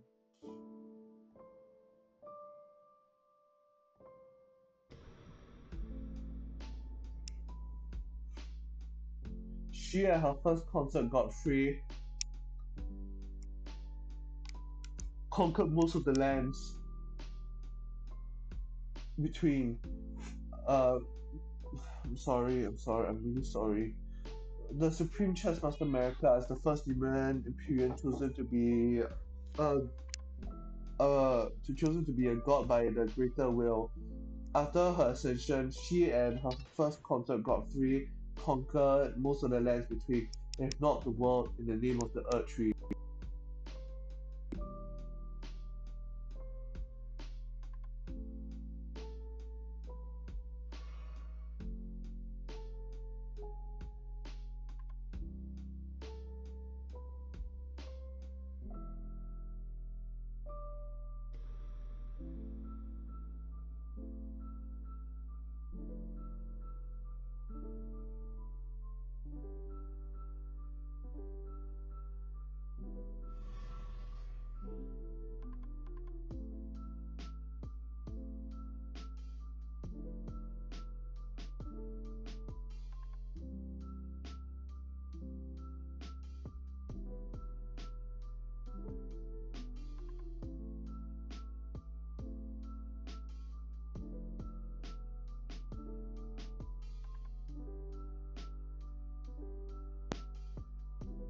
Sorry, I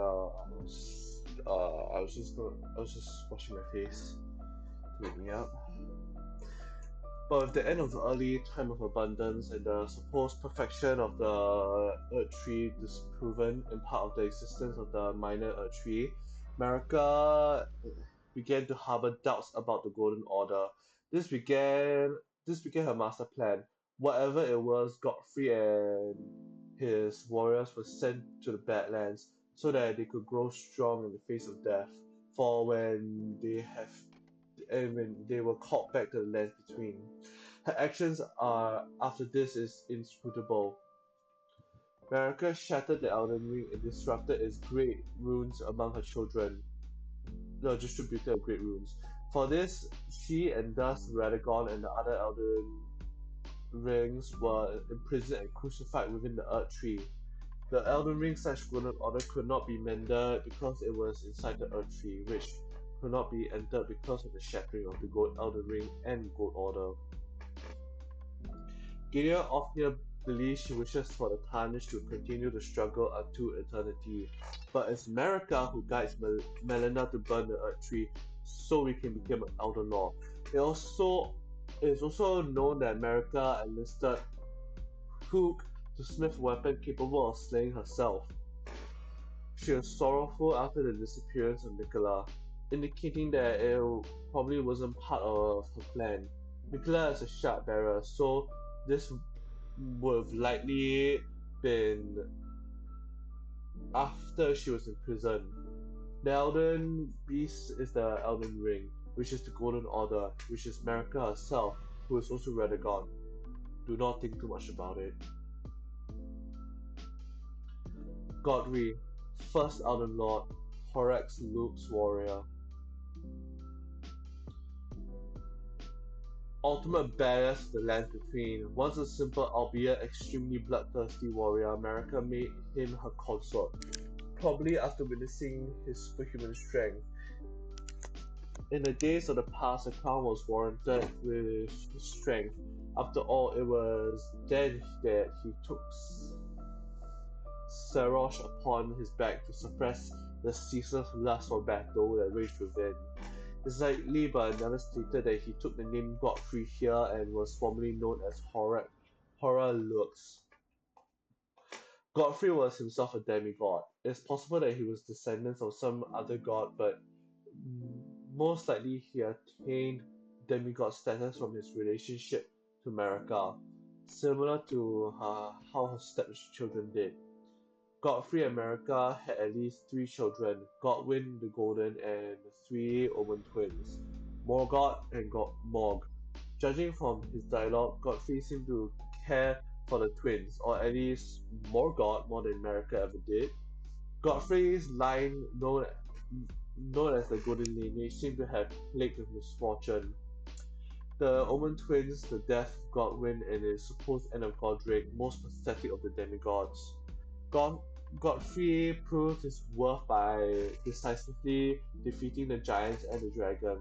He faced the Stormlord like Lacedex alone, and then and there came a moment where his last worthy enemy fell. And it was then, as the story is told, that the hue of Lord Godfrey's eyes faded. Although it never defeated the Lunarians, either he was sent part of the war for some reason or he somehow lost.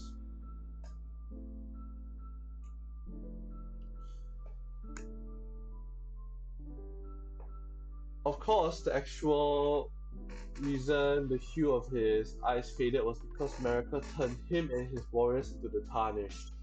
The people of the lands between that don't seem to have ever questioned this and viewed the Tarnished as lesser, as they did to all those who would not return to the Earth Tree upon death.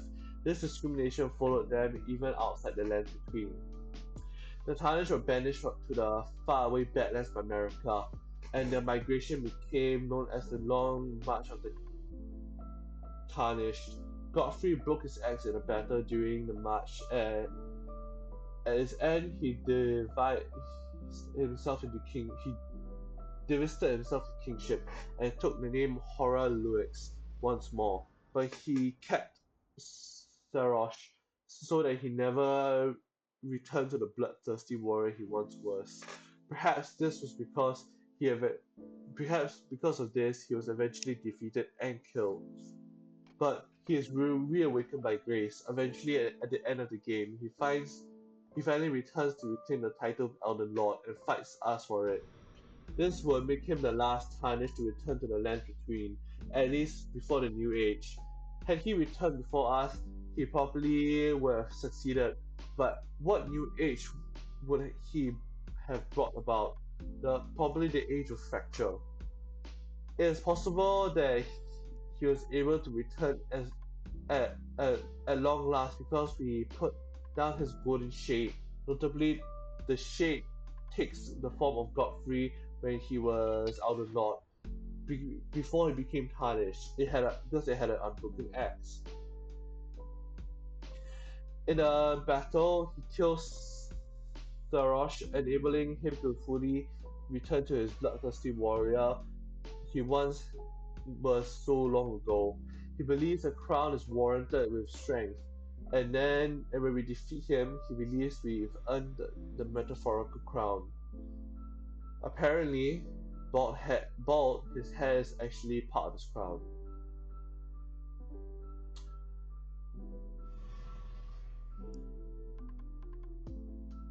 Radagon of the Golden Age, of the Golden Order. O Radagon, let hound of the Golden Order, thou yet to become me, thou yet to become a god, let us be shattered, mine other half. A mysterious character, it seems only American Radagon himself knew who he truly was. It is known he is from Lindell, and he arrived in Lunaria at the head of the Golden Host at the beginning of the Second Lunarian War. No information of Radagon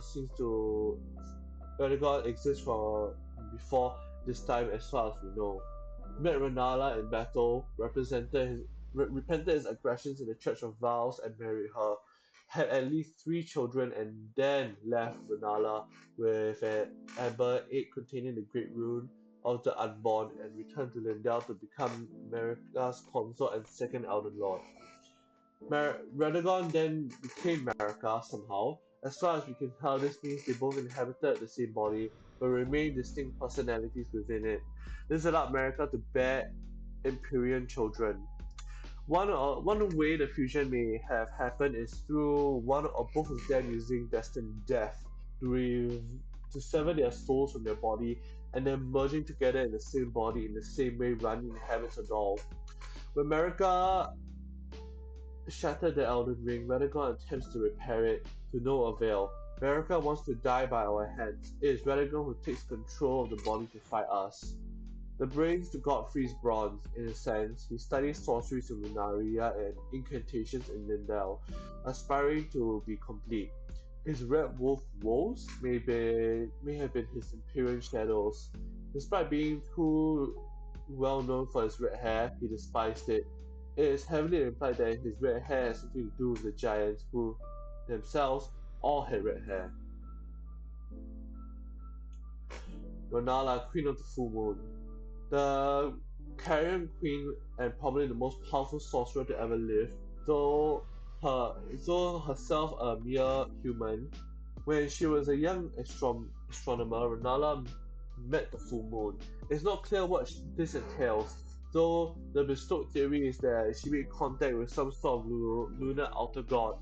The encounter bestowed her with lunar magic, and later she will use this magic to charm the academy and become its leader.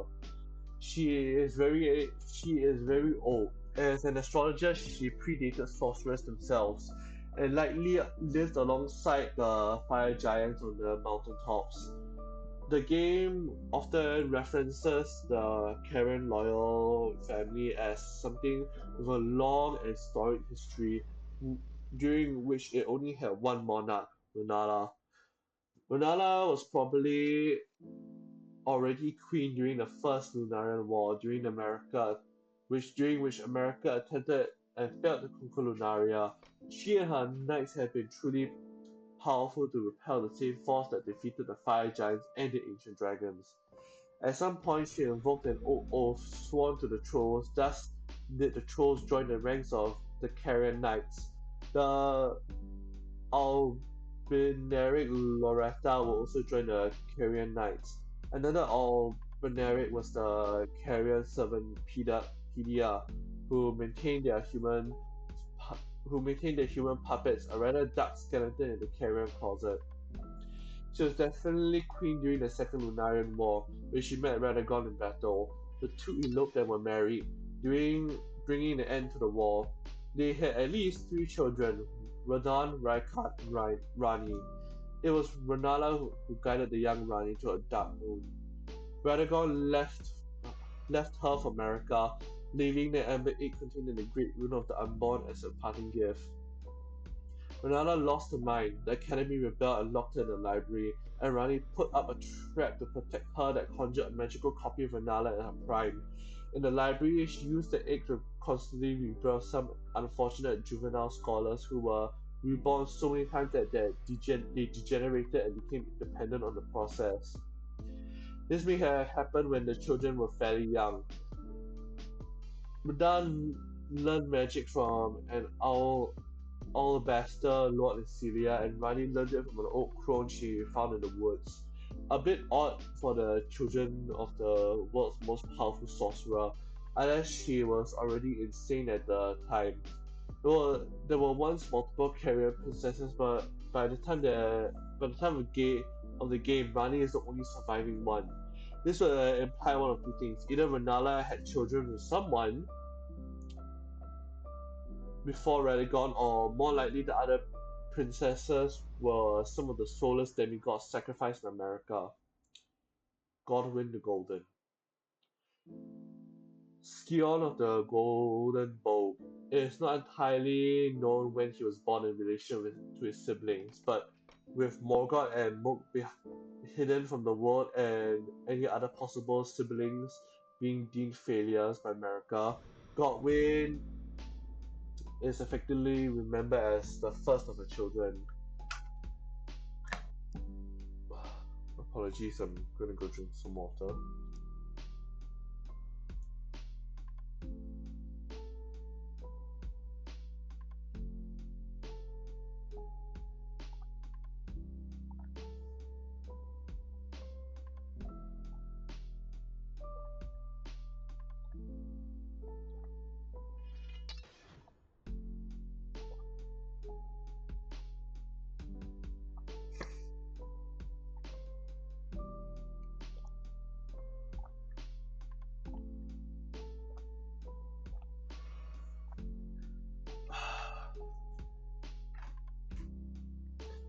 Scion, the Golden Bow. Oh, sorry, I read that line already.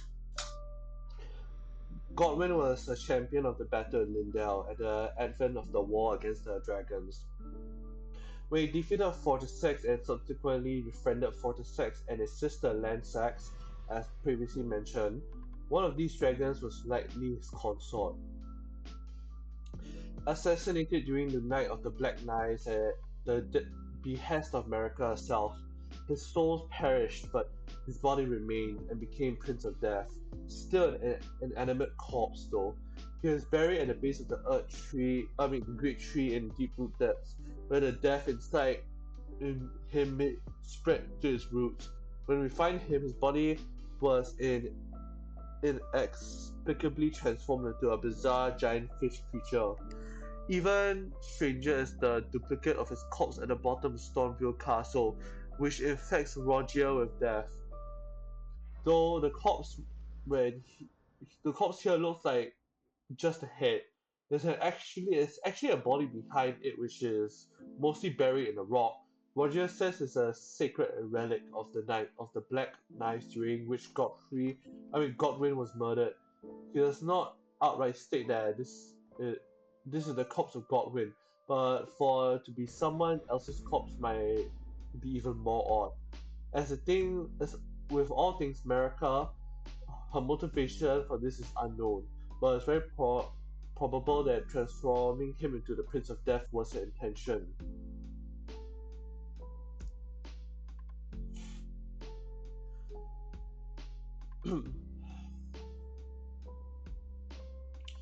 Godric the Grafted.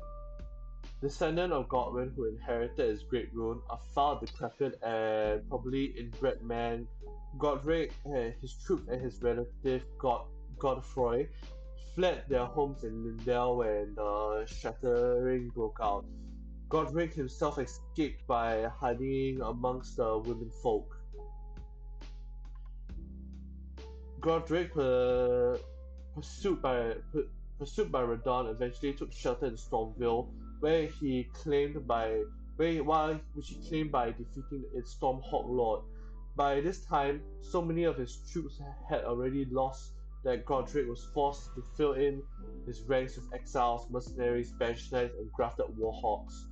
Here he would remain, believing that re- he would one day return to his home in the Earth Tree capital. He at one point also insulted Melania, resulting in a swift defeat, but he was spared when he licked her boots.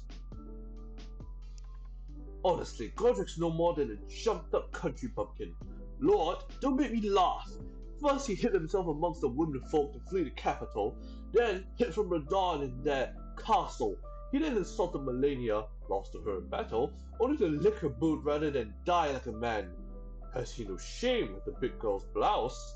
And to think that he's the blood of Godfrey, last of the golden lineage. Though you almost wouldn't know it to look at him. I feel almost sorry for the chap the more I think of it. Godric began grafting at Stormville, attaching the limbs of his own grotesque body and producing more grafted scions. When the Tarnished arrived, he hunted them down for grafting parts. This was the fate of Rodriguez's men. Godric considered the Tarnished lowly despite his idolization of Godfrey. His relative, Godfroy, who looks and sounds exactly the same as him, was captured by ancient dragon knight Kristoff and imprisoned in the Golden Lineage Evergoal. Godric, at around the same time, was hiding among the women folk to escape, something he wouldn't seem to be able to do as the grafted abomination he is when we fight him. So it would seem Godfroy was grafting long before Godric was. Perhaps he was Godric's father or older brother. He is not a demigod, only a great enemy. Either his demigod status was stripped from him or he never was one.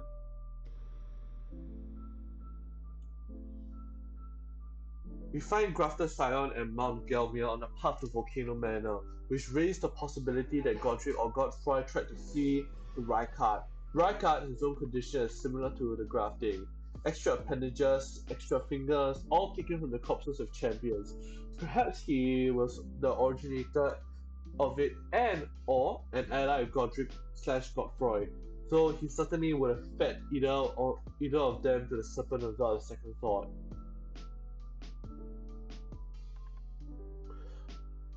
Morgoth, the Omen King, the twin brother of Morg. The two of them were born to Marika and Godfrey and locked underground because of their curse, bound with special magic shackles. They eventually escaped or were set free, of course. Morgoth somehow became King of Lindell. He was probably able to do this using his Great Rune, which proved his lineage and rightful claim to the throne. The title King implies he was a successor to his mother, who was Queen, and he took the throne after her imprisonment. But he may have already been king by the Night of the Black Knife or before. Notably, the Elden Ring was shattered along with after the birth of Morgoth and his brother. So Marika or someone else had to give the twins their great runes. Though one of the greatest omen, Morgoth took it upon himself to become the Earth Tree's protector. He was not loved in return, for he was never loved, but nonetheless, he loved it. He loved it. He did. Morgoth hid himself and his curse from his subjects, becoming known as the Vile Monarch, Grace-given Lord, was another title of his. Omens were hated by the people, an opinion Morgoth himself shared. His brother probably didn't help. Morgoth sealed away his own accursed blood in his cursed sword, which was disguised as a staff. As king, Morgoth commanded the armies of the Earth Tree capital, and in his alternate identity, Margaret the Fell, he commanded the Knights Cavalry and probably others. He slaughtered countless great warriors and knights and champions, and anyone with ambitions or lordships or anything else with Earth Tree related. He protected Lindell during the shattering, and after the war ended and the Tarnished were once called, he began hunting them down as well. Perhaps he is the reason no Tarnished has yet succeeded at obtaining a single Great Wheel. He apparently at one point lost control of the Knights Cavalry as they no longer follow him. It's hard to notice, but in his second fight, he appears out of a random peasant enemy, and the peasant corpse drops when he is defeated. Also strange is how he ceases to be an omen when defeated for the third and final time. During his final moments, I can think of no explanation for this. Moog, Lord of Blood. Twin brothers of Morgoth, though neither of them ever mentioned the other. While Morgoth rejected his curse, Moog embraced it. He remained underground after escaping his imprisonment, and either it came to idolize the ancient dynasty of the Eternal Cities. Somehow, Moog managed to contact the formless mother, progenitor of the Omen Curse. He moved to the eastern part of Nokrom and turned it to the Mogwin dynasty Mausoleum, effectively just surrounding it with a swamp of festering blood and excrement, and creatures that will live in its place. The formless mother needed an Empyrean to raise to godhood, so Moog kidnapped Mikola from the Haddock Tree. He likely did this when Melania and her troops had left. During the shattering, America was distraught over this. Moog declared Mikola his consort, thereby making himself Elden Lord. Thus began the prelude to the Morgwin dynasty, which Morgwin viewed as a revival of the dynasty of the Eternal Cities. These followers of his dynasties included the Sanguine nobles, elites of the dynasty who were promised nobility upon its rise. Like Morg, they possessed the ability to emerge from pools of blood. The White Mask, former war surgeons who Morg abducted to serve him. Of them, only Var was able to tame the cursed blood. The Bloody Fingers, Tarnished who hunt other Tarnished in the name of the dynasty, seemingly for no reason except bloodshed for bloodshed's sake. A bunch of second-hand generation Albanerics, how he got them to follow him isn't said. Perhaps they were already there when he took over by force. Morg believes his dynasty will truly begin when Mikla awakens. Strangely, it includes no omens other than Morg himself. Star Scourge Radon. Son of Radon and Renala, also known as General Radon and the Red Lion General, he looked up to both his father, Radagon, and Godfrey. First, on the nod, his helm features Radagon's red hair, and his armor depicts the Golden Lion, symbolizing Godfrey and Sarosh. He commanded the Red Mean Warriors of Kalith, and was known as the strongest demigod of them all during the Shattering. I was born of a champion's cub. Now I am the lord of the battlefield's lion. Radon, after becoming his demigod, began to grow larger and heavier. He eventually became too large to ride his beloved scrawny horse Leonard. Rather than abandon Leonard, he learned gravity magic and Stylia, pound of sorcery. In order to make himself light enough to ride his horse once more, here he studied an Albastus lord with skin of stone. Such was his master of gravity magic that he was able to challenge the stars and win, earning him the title of Star Scourge. The, the stars control the fate of the Carrion royal family, and thus the fate of Radon himself. This is perhaps the reason he challenged them. This all happened in his youth. Eventually came the Battle of Ariel Ionia and Melania's Scarlet Rod, sealing his fate. His brain and legs rotted away, and he wandered caded, devouring corpses and howling at the sky. Yet, even in this state, he was able to hold back the stars, as well as retain his mastery of battle and defeat those who challenged him.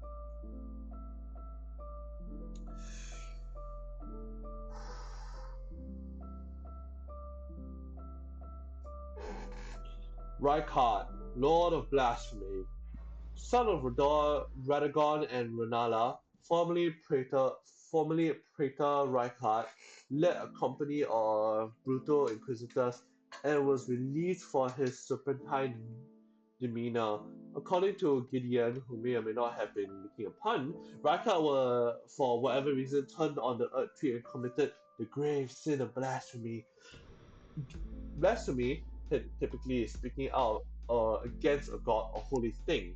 Many characters speak against the Golden Order though, so his crime probably carried more weight than that, and like and likely had to do something with the great serpent he eventually fed himself to.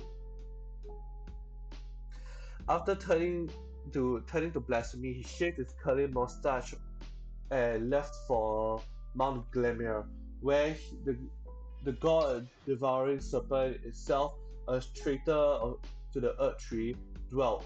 When the shattering broke out, Morgoth's troops attacked the mountains, but they were repelled by Rykard at the cost of most of his army, which can be found hanged nearly everywhere in the volcano. Praetor Rykard's men were inquisitors, torturers, executors, and all around terrible people. Often they would kill, torture, and take without any particular reason.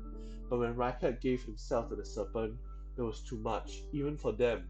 Every last one of his remaining men turned on him. Rykard's men searched for a way to kill him and found it in the Serpent Hunter, an ancient weapon created to kill an immortal great serpent, probably referring to the god-devouring serpent itself. The weapon was left in the great serpent's chamber, awaiting the arrival of anyone who could use it to kill the serpent and Rykard.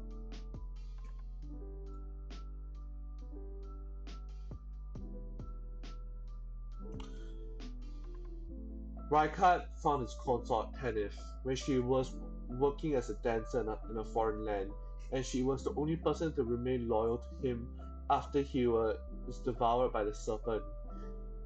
He and Tanith established the volcano manor to slay Tarnish who would serve the Earth Tree, but also to feed the people to the Great Serpent indiscriminately. The real Rykard had already died upon being consumed by the serpent. He had some unknown role in the Night of the Black Knives. Now comes my favorite character in Elden Ring, Rani the Witch. Daughter of Renala and Radagon, Carian princess and demigod stepchild of Marika, puzzling, Rani is an Empyrean. If we knew why, it would probably answer a lot of questions.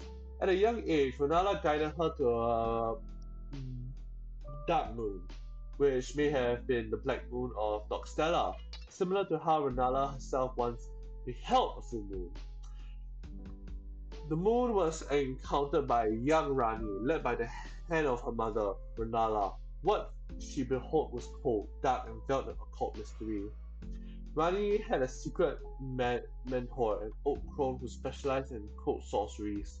She taught the young Rani to fear the dark moon. Along with Mikola and Melania, she was chosen by a particular Two Fingers as possible candidates to replace Marika. She was very she was very young, if not an infant, when this happened, and it was at this time she was given her loyal shadow Blight. Rani co-conspired with Marika to bring about the Night of the Black Knives. She did this to sever her spirit from her body with the power of distant death, ending any control the Two Fingers had over her. She left her body atop the divine tower of Lunaria, and her spirit possessed a four-armed doll modeled after her old witch mentor. Rani's own Two Fingers is located at not atop the tower but beneath the cathedrals of Manus Celius, and is the only known Two Fingers other than the ones in the Round Table hold to still be alive at the start of the game. Rani has a number of different loyal followers, and less than loyal followers, Blight, EG, and Sylvius are the ones we meet in her tower. The Glintstone Dragon Ardula was bested by Rani and subsequently swore a knightly oath to a dark moon. Jaren, despite the title Witch Hunter, served the Karen royals, almost certainly including and especially Rani, before he was sent to serve as guest commander for Radon. He remained close to EG and on friendly terms with Rani. Blight is hunting down the Bloodhound Knight Darwill in the beginning of the game, calling him a traitor, implying he served Rani and betrayed her. While her siblings Rodan and Raika took after their father, Rani took after her mother. She is very loyal to Renala and has placed some sort of spell over the Grand Library to protect her. Rani never reacts to her actions in Raya Lucaria, so it would seem the voice we hear is a recording of sorts. It seems Rani was also on friendly terms with her brother Radon or Raikat. She allows Jaren to be sent to serve Radon, and apparently let Raikat in on the Night of the Black Knives in some unknown way. Given her opinion on God and the Golden Order, she probably approved of Raikat's turn to blasphemy, at least before he took it too far. We can imagine she doesn't talk to either of them anymore given the state they're in.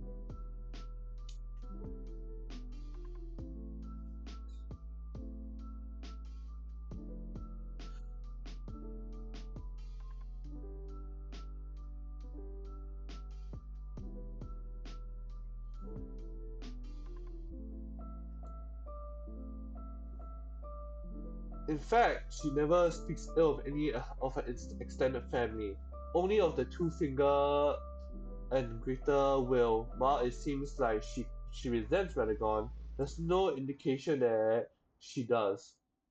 She also has some unknown history with Torrent, and Torrent's former master, a nameless Tarnish, the Spirit Calling Bell, and Lone Wolf Ashes were entrusted to her by this Tarnish. Torrent himself may also have been. We never learn this person's fate, or why they entrusted these things to Rani. Later, she said it pleases her to see Torrent hale and hearty.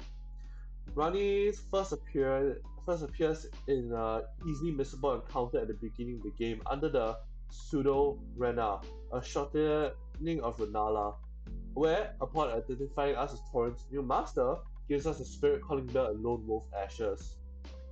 I've heard I heard a tarnish hurtling about atop a spectral steed, and upon looking into the matter, the talk I surmise is of thee. Thou possess of that power, no? To call forth the spectral steed named Torrent. She might have actually told on herself here because she appears if you've never called Torrent. In this case, the only way she could have known is through Melina, but it could just be a case of Luden narrative disassociation. She doesn't appear again until we meet her at her tower, where she either just wanders in or are sent there by Rogia. If questioned about her involvement in the Black Night of the Black Knives, she immediately admits it. Her admission, though, is carefully worded to include only the parts where she orchestrated, while also implying she was the sole conspirator. If we are there on behalf of Rogia and asked to serve her, she immediately realizes our scheme but doesn't particularly care. Either way, we enter her service and we are off to search off Nokrom. As an, as an optional part of the quest, we can talk to Blight, who asks Salvius, who tells us to ask with Celine.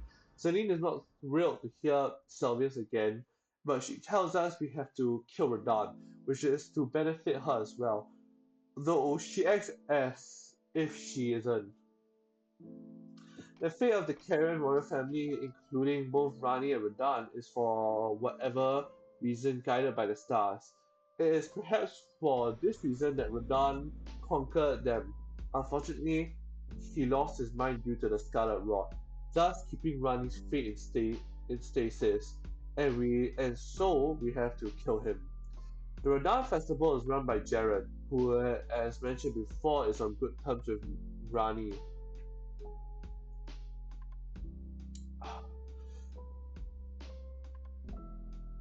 and, and who's also close with EG. Blight also assists us in the fight. After Radan's death, a shooting star blows a hole in Mistwood for some inscrutable fate-related reason, leading directly to Nokron, where we can retrieve Finger Slayer Blade. Rani rewards us for this with the Carrion inverted statue, whether we actually want it or not. Actually, using it is actually a part of his quest.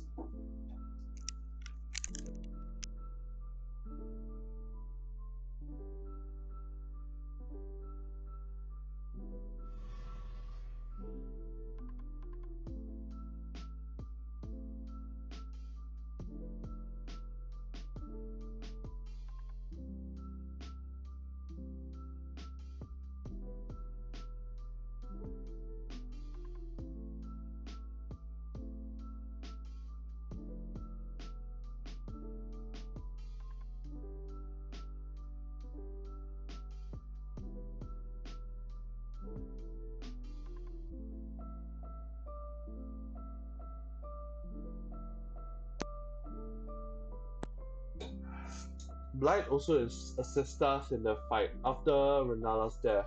A shooting star blows a hole in the Mistwood for some inscrutable fate-related reason, leading directly to Nokron, where she can retrieve Fingerslayer Blade. Rani rewards us this with the Carrion inverted statue, whether we actually want it or not. Actually, using it as part of Fia's quest. At some point, we find Salvius obstinately dead. His position implies he was inhabiting a puppet or was himself a puppet, and the spirit inside him was left. His own second puppet, the one resembling Celine in his lap, is not possessed, so it would seem he didn't have the chance to flee before it.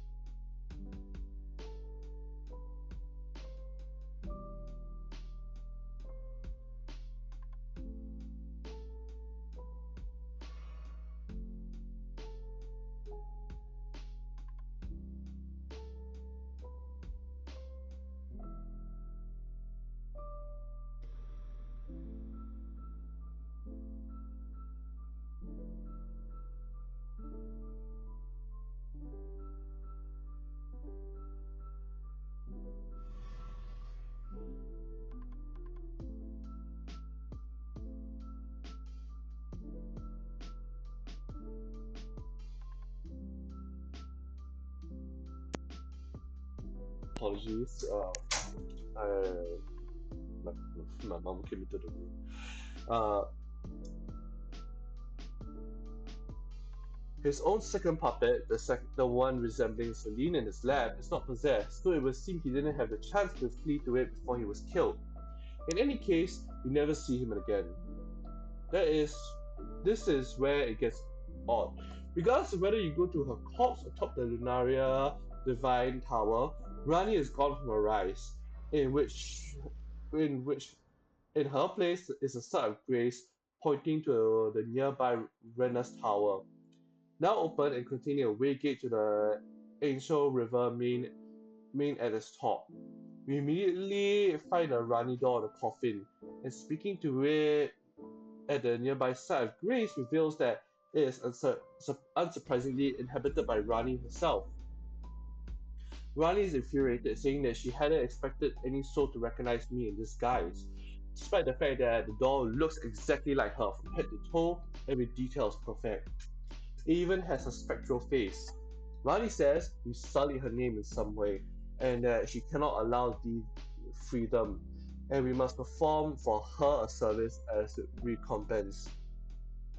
How did we sully her name? The only way I can think of is by spreading the word of her involvement of the Night of Black Knives, but this is unlikely given she freely admits it to us when we ask her about it. She still says this even if we never discover her involvement.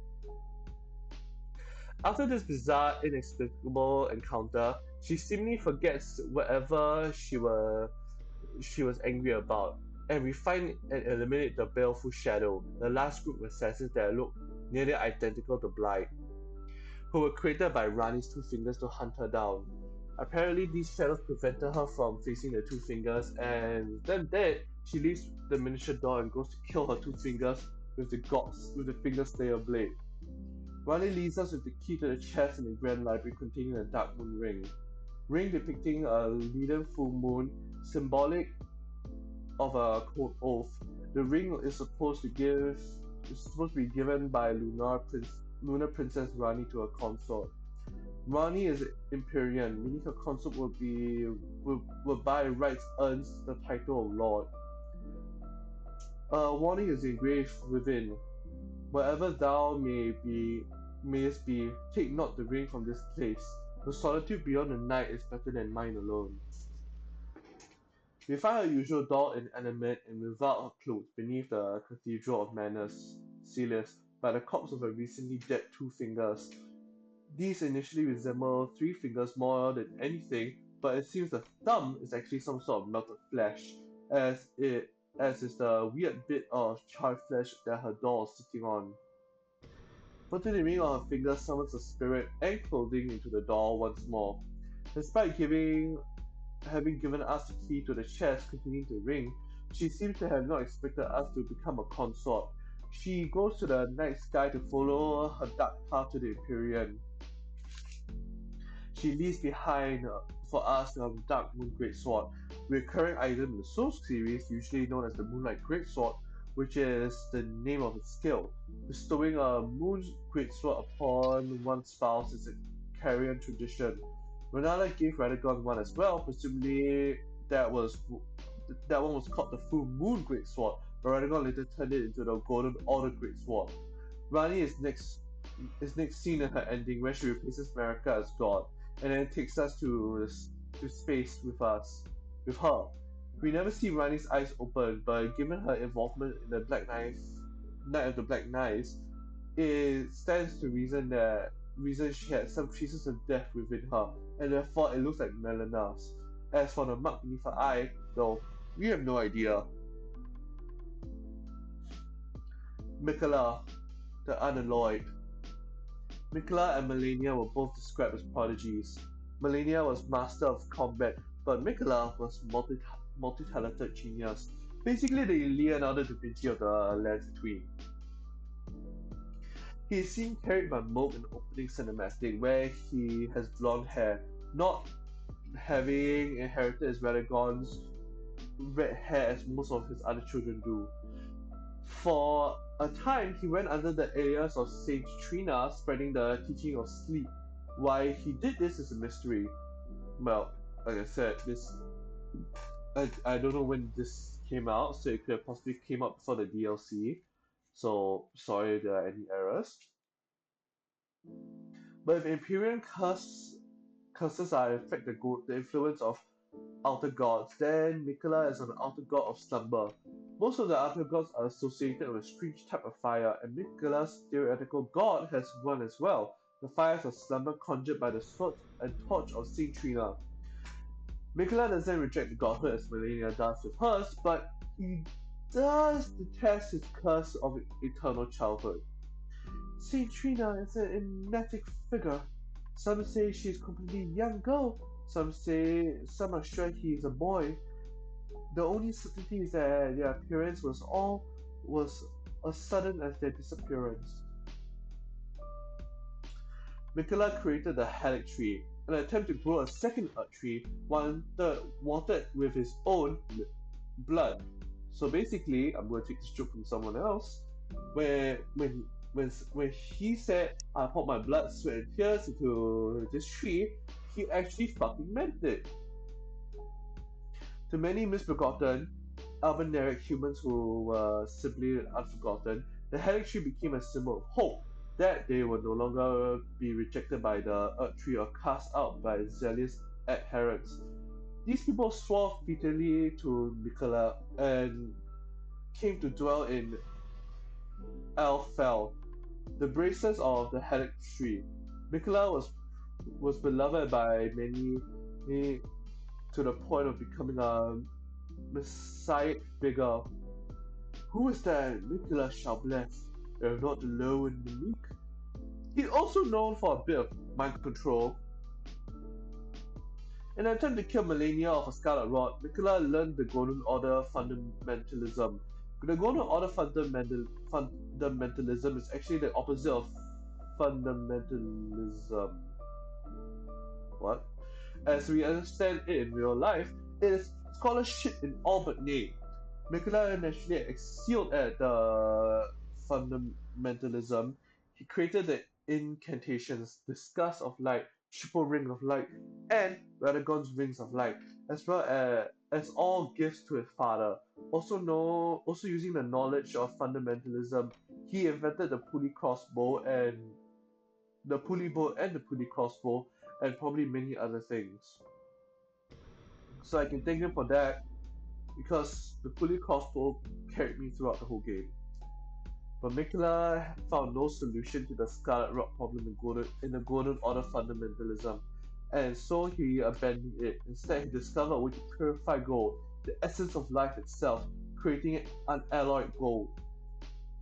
Cut content spells this out explicitly, but content remaining in this game still implies heavily that Mikula's Lily is nearly identical to Saint Trina's. Saint Trina is being depicted in an adult form as somewhat unnerving according to Saint Trina's torch, and both are associated with sleep. The nature of unalloyed gold is unclear. Unlike some other gold in the game, it is actually used to as a metal, and quite frequently even found in the helms of his foot soldiers. Theoretically, it could have been applied it could have been used to forge life, but it seems Mikla never attempted this. It is possible for the life to exist with no impurities. Melania's prosthetics are also made of unalloyed gold, and her sword is built into a prosthetic, indicating they were obviously made by Mikola. Perhaps the nature of unalloyed gold as the pure essence of life is what allowed her to control the prosthetics so easily. Whatever other uses Mikola found for it were probably incidental, as the true purpose of it was to craft its unalloyed gold needles. These needles would have the ability to ward off outer gods, free Melania of a curse. Mikola almost finished farming the needles. Mikola almost finished the needles. They only worked with the Dragon Lord Placidax's store beyond time in Fair Mazula. But before he could correct this problem, or an attempt to correct it, Mikola saw fit to enter a deep hibernation within a cocoon, embedded within the Helix tree. His followers and Melania awaited for his return ever since.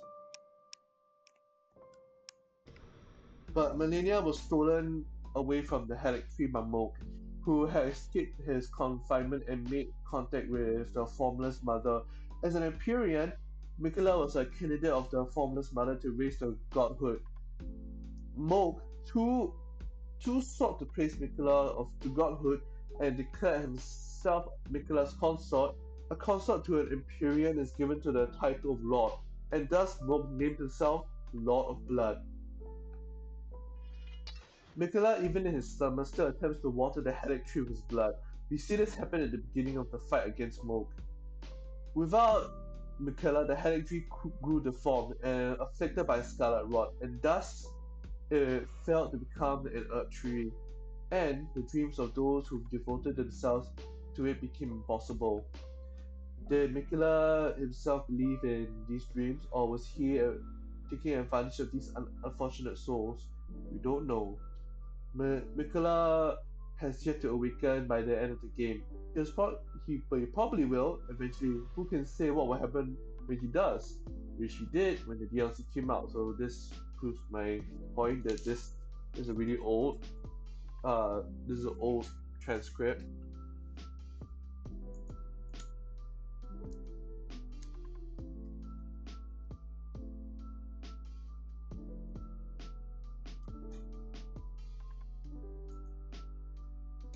Then we have Melania, Blade of Miquella, the name that struck fear in many Elden Ring players when the game first started out.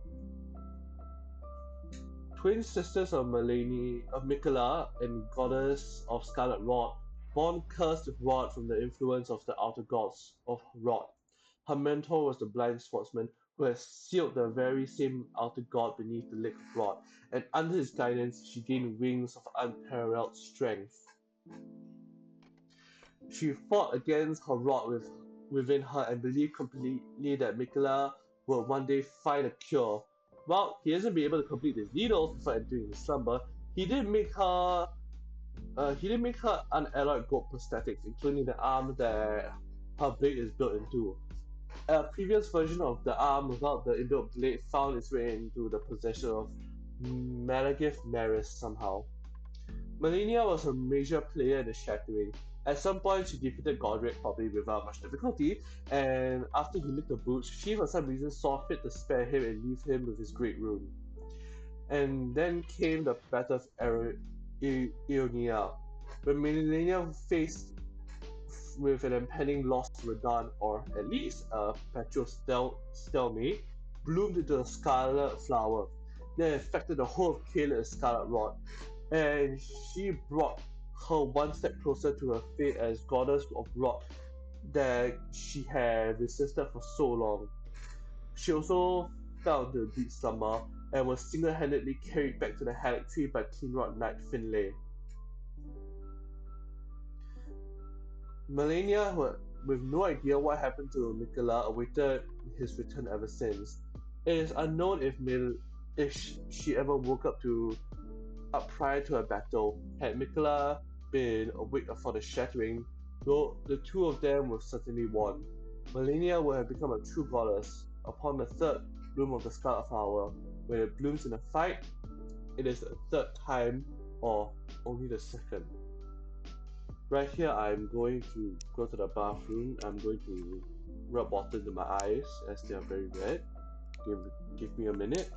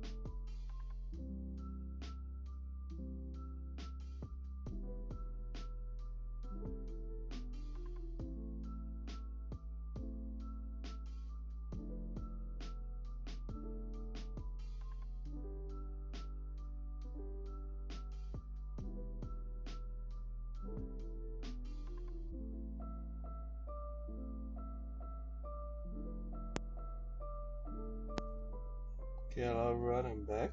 Okay. This chapter, we have Melana, the kindling spirit. Your seems dead, Bok. I see him crying from time to time. I think he misses his mother. He wants someone to tell him he's beautiful. Does being born of a mother means one behaves in such manner? Melana is the daughter of America. The name is scheme used for America's children would imply her father is most likely Radagon. Her hair is reddish, but not the vivid red of Radagon or his other children, who inherited his hair color. This would make him an Empyrean, therefore also may have been born before the two fused into one. In the cut dialogue, she says the scarlet bloom will flower again one day, but dialogue is usually cut for a reason. Or there could be something else going on entirely. When or how she was born is a mystery, but she implies that despite being America's daughter, she was not born of a mother. She she may not consider the weird fuse being America rather gone a mother, or perhaps she was somehow made artificially as the Albinorics were. Ah.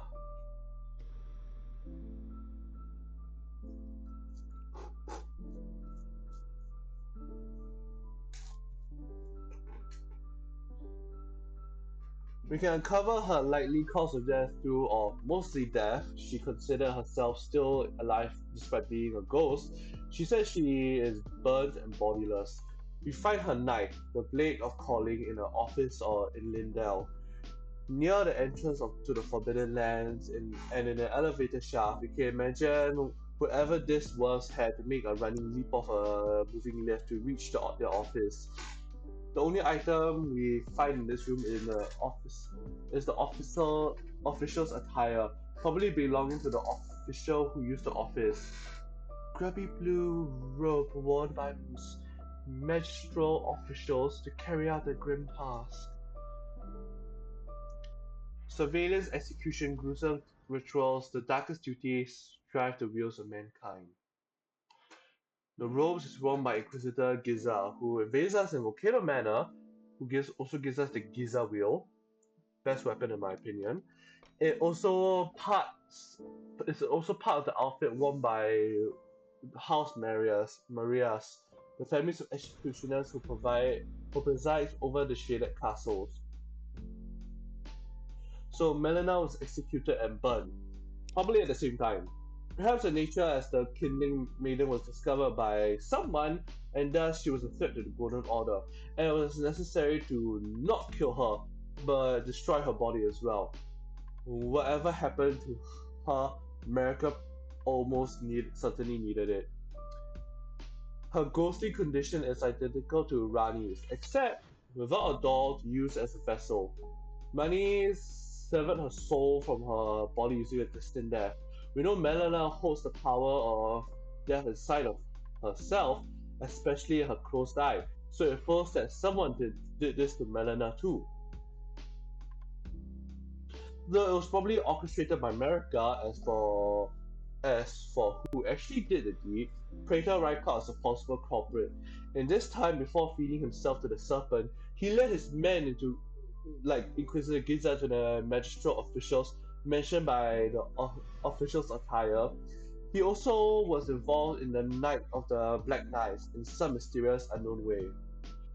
The Blade of Calling is a sort of light version of the Black Knife. It looks similar and has the skill blade of gold, identical to the Knife's Blade of Death, except that it shoots gold instead of instant death.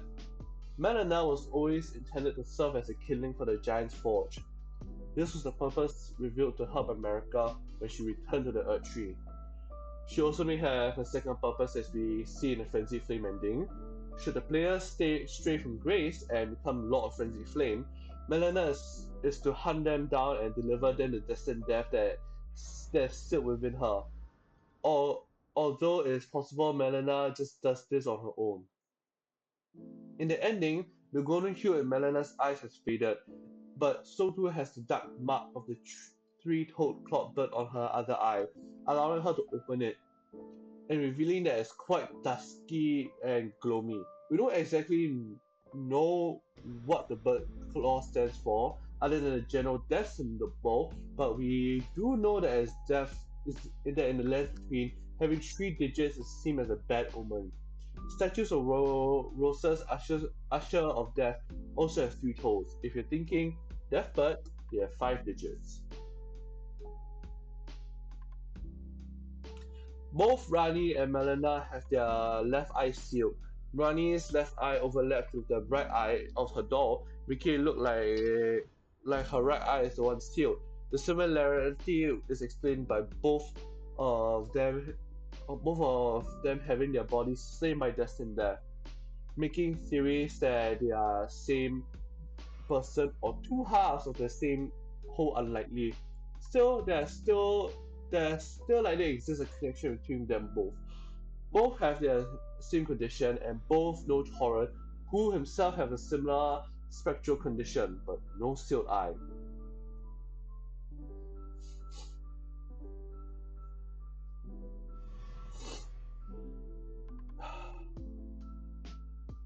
The soulless demigods. In America's own words, hear me, demigods, my children beloved, make of thyself that which ye desire, be it a lord, be it a god. But should ye fail and become aught at all, you will be forsaken, amounting only to sacrifices. America had many children, well, stepchildren, than demigods. No. Sorry, let me drink more water. Oh, hiccups.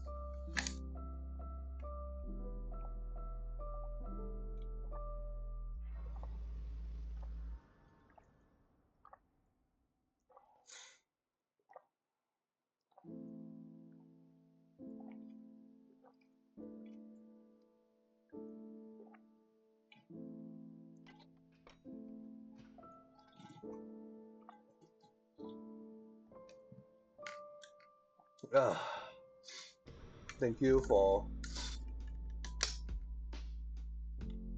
uh, let's me drink some water. As I was saying,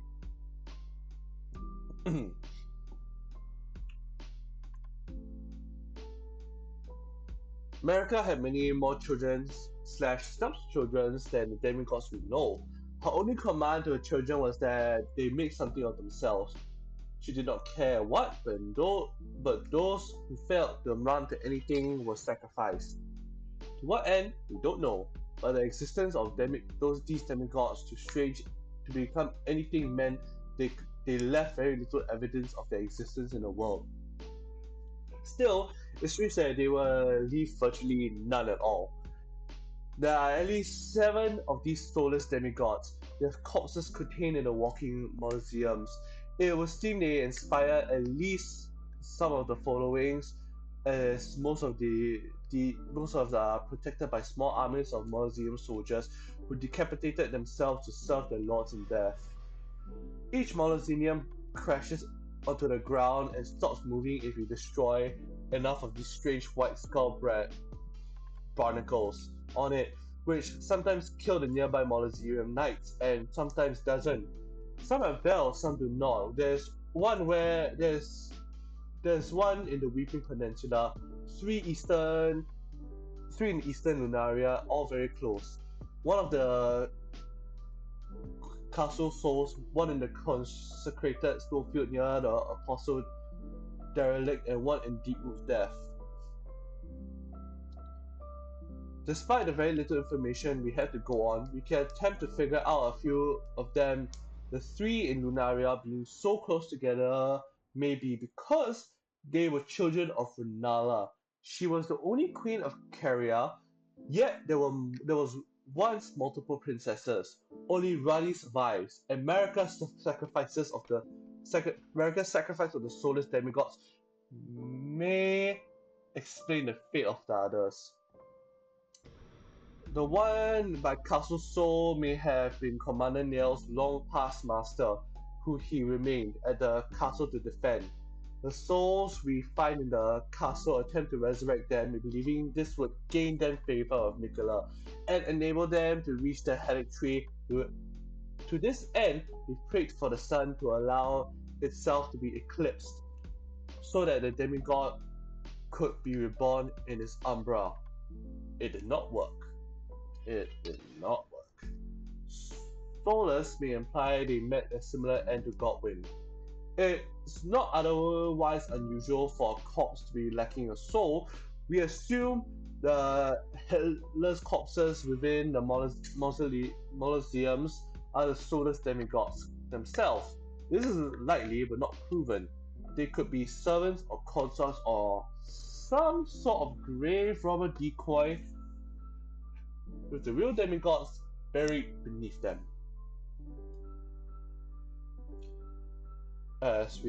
I'm going to read one last chapter for today. Maybe I think I may. Yeah, I'll read two more chapters today before we end stream. Malekith the Black Blade. Marika's the bestial shadow, whose name means death of the demigods. Long ago, he defeated the Dusk/Gloomy-Eyed Queen and took the rune of death from her. Sorry. After this, Marika used him for a particular purpose to guard Destined Death and ensure it remained bound forever. But a fragment of it was stolen by Rani, the witch during the Night of the Black Knives, acting in the alliance of Marika. Malekith discovered Marika's deceptions, but never understood her reason for it. Her remained lo- her she remained loyal as shadows are incapable of treachery. After the Night of the Black Knives, he bound Destined Death inside of his own body so that none could steal it again. Which death roots sprouted, Malekith aligned with the hunters of those who lived in death, and hunted it down under the guise of Gurang Beast Gurang Beast Clergyman. In consuming it, he reunites it with the Rune of Death, sealed within his body. He can only truly return to his former strength by releasing it.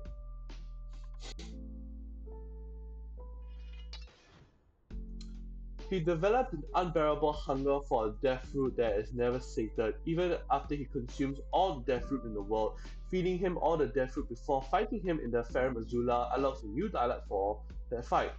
Forgive me, Marika. The Golden Order can't be restored. Served by the Gargoyles, he also seems to be affiliated with the Vulgar militia in some way.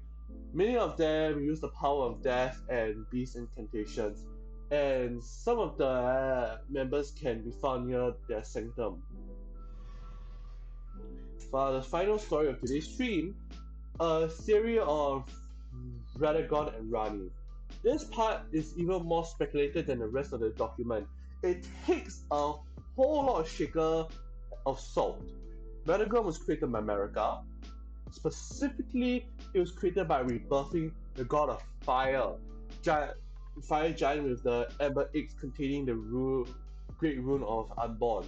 This was done because Marika needed another Empyrean to fuse with. We know Radagon was in fact a god after becoming one with Marika, which only an Imperium can become. Radagon has red hair, as the giants did, a fact that the giant games give us often. According to Radagon's icon, he despises his hair so much, which may have been a curse, not unlike that of Nicola and Melania. Such a curse indicates the influence of an outer god. A good reason for Radagon to hate it. Radagon kept the egg for a time until he saw fit to create another Imperium. This was, after all, his very purpose, and thus Rani was born. Out of the remains of another long-dead Imperium, the Dusk/Gloam-Dyed Queen. The egg was bequeathed to Renala, and Radagon left to return to Marika. While Radagon rejected the path of his predecessor, Marnie did not. Though not the monster that the queen was, she would follow in her footsteps. She grew her resentment to the gods and their meddling. She rejected the two fingers and stole the power of destined death, all things that the queen before her had done.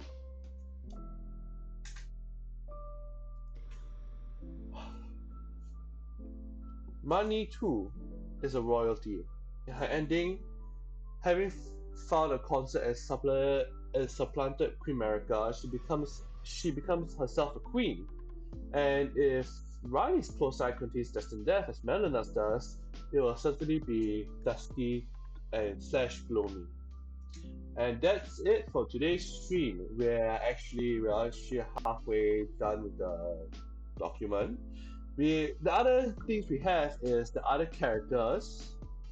Uh, yeah, we have basically this whole this section dedicated to the other characters we meet in the game. Wow, there's a lot. There's a lot of characters. I forgot how big. Sometimes I forget how big Elden Ring is. Uh, wow, wow, there's a lot. Oh yeah, okay, yeah, because there's a lot. But yeah, we are almost like halfway done, and I hopefully you all enjoyed today's stream. Okay, I actually enjoyed doing this despite being like very very tired in like the first few minutes.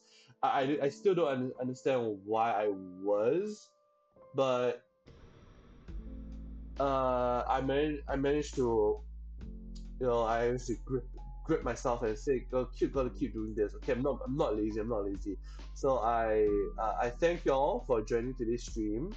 Y'all, hmm, I hope y'all enjoy this. And for my YouTube viewers, if you want to see more of this or you want to see a continuation of this, you can either subscribe to my channel when I upload the VOD, or you can you can join my stream and hear me read more. Cause I might do more of this because it seems fun.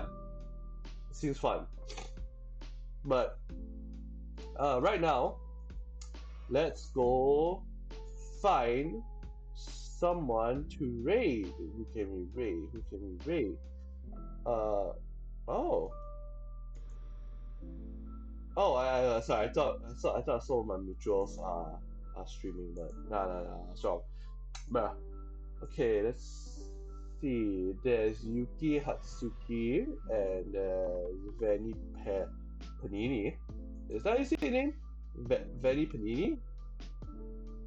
Oh, okay, I like a model. It's a chibi model, but okay. Uh I can't choose. Uh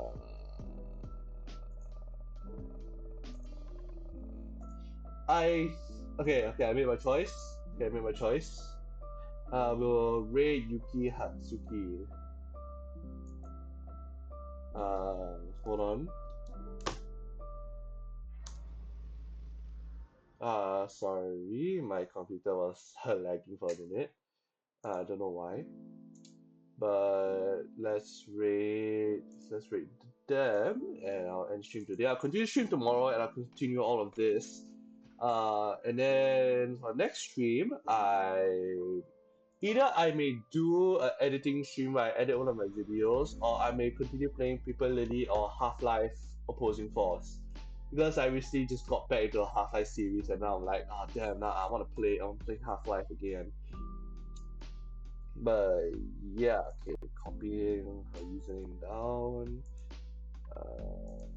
Okay, Control V. Okay, the raid has started. I will see you all tomorrow. Alright. Hopefully I can stream even more longer. Thank you for watching and see you next time.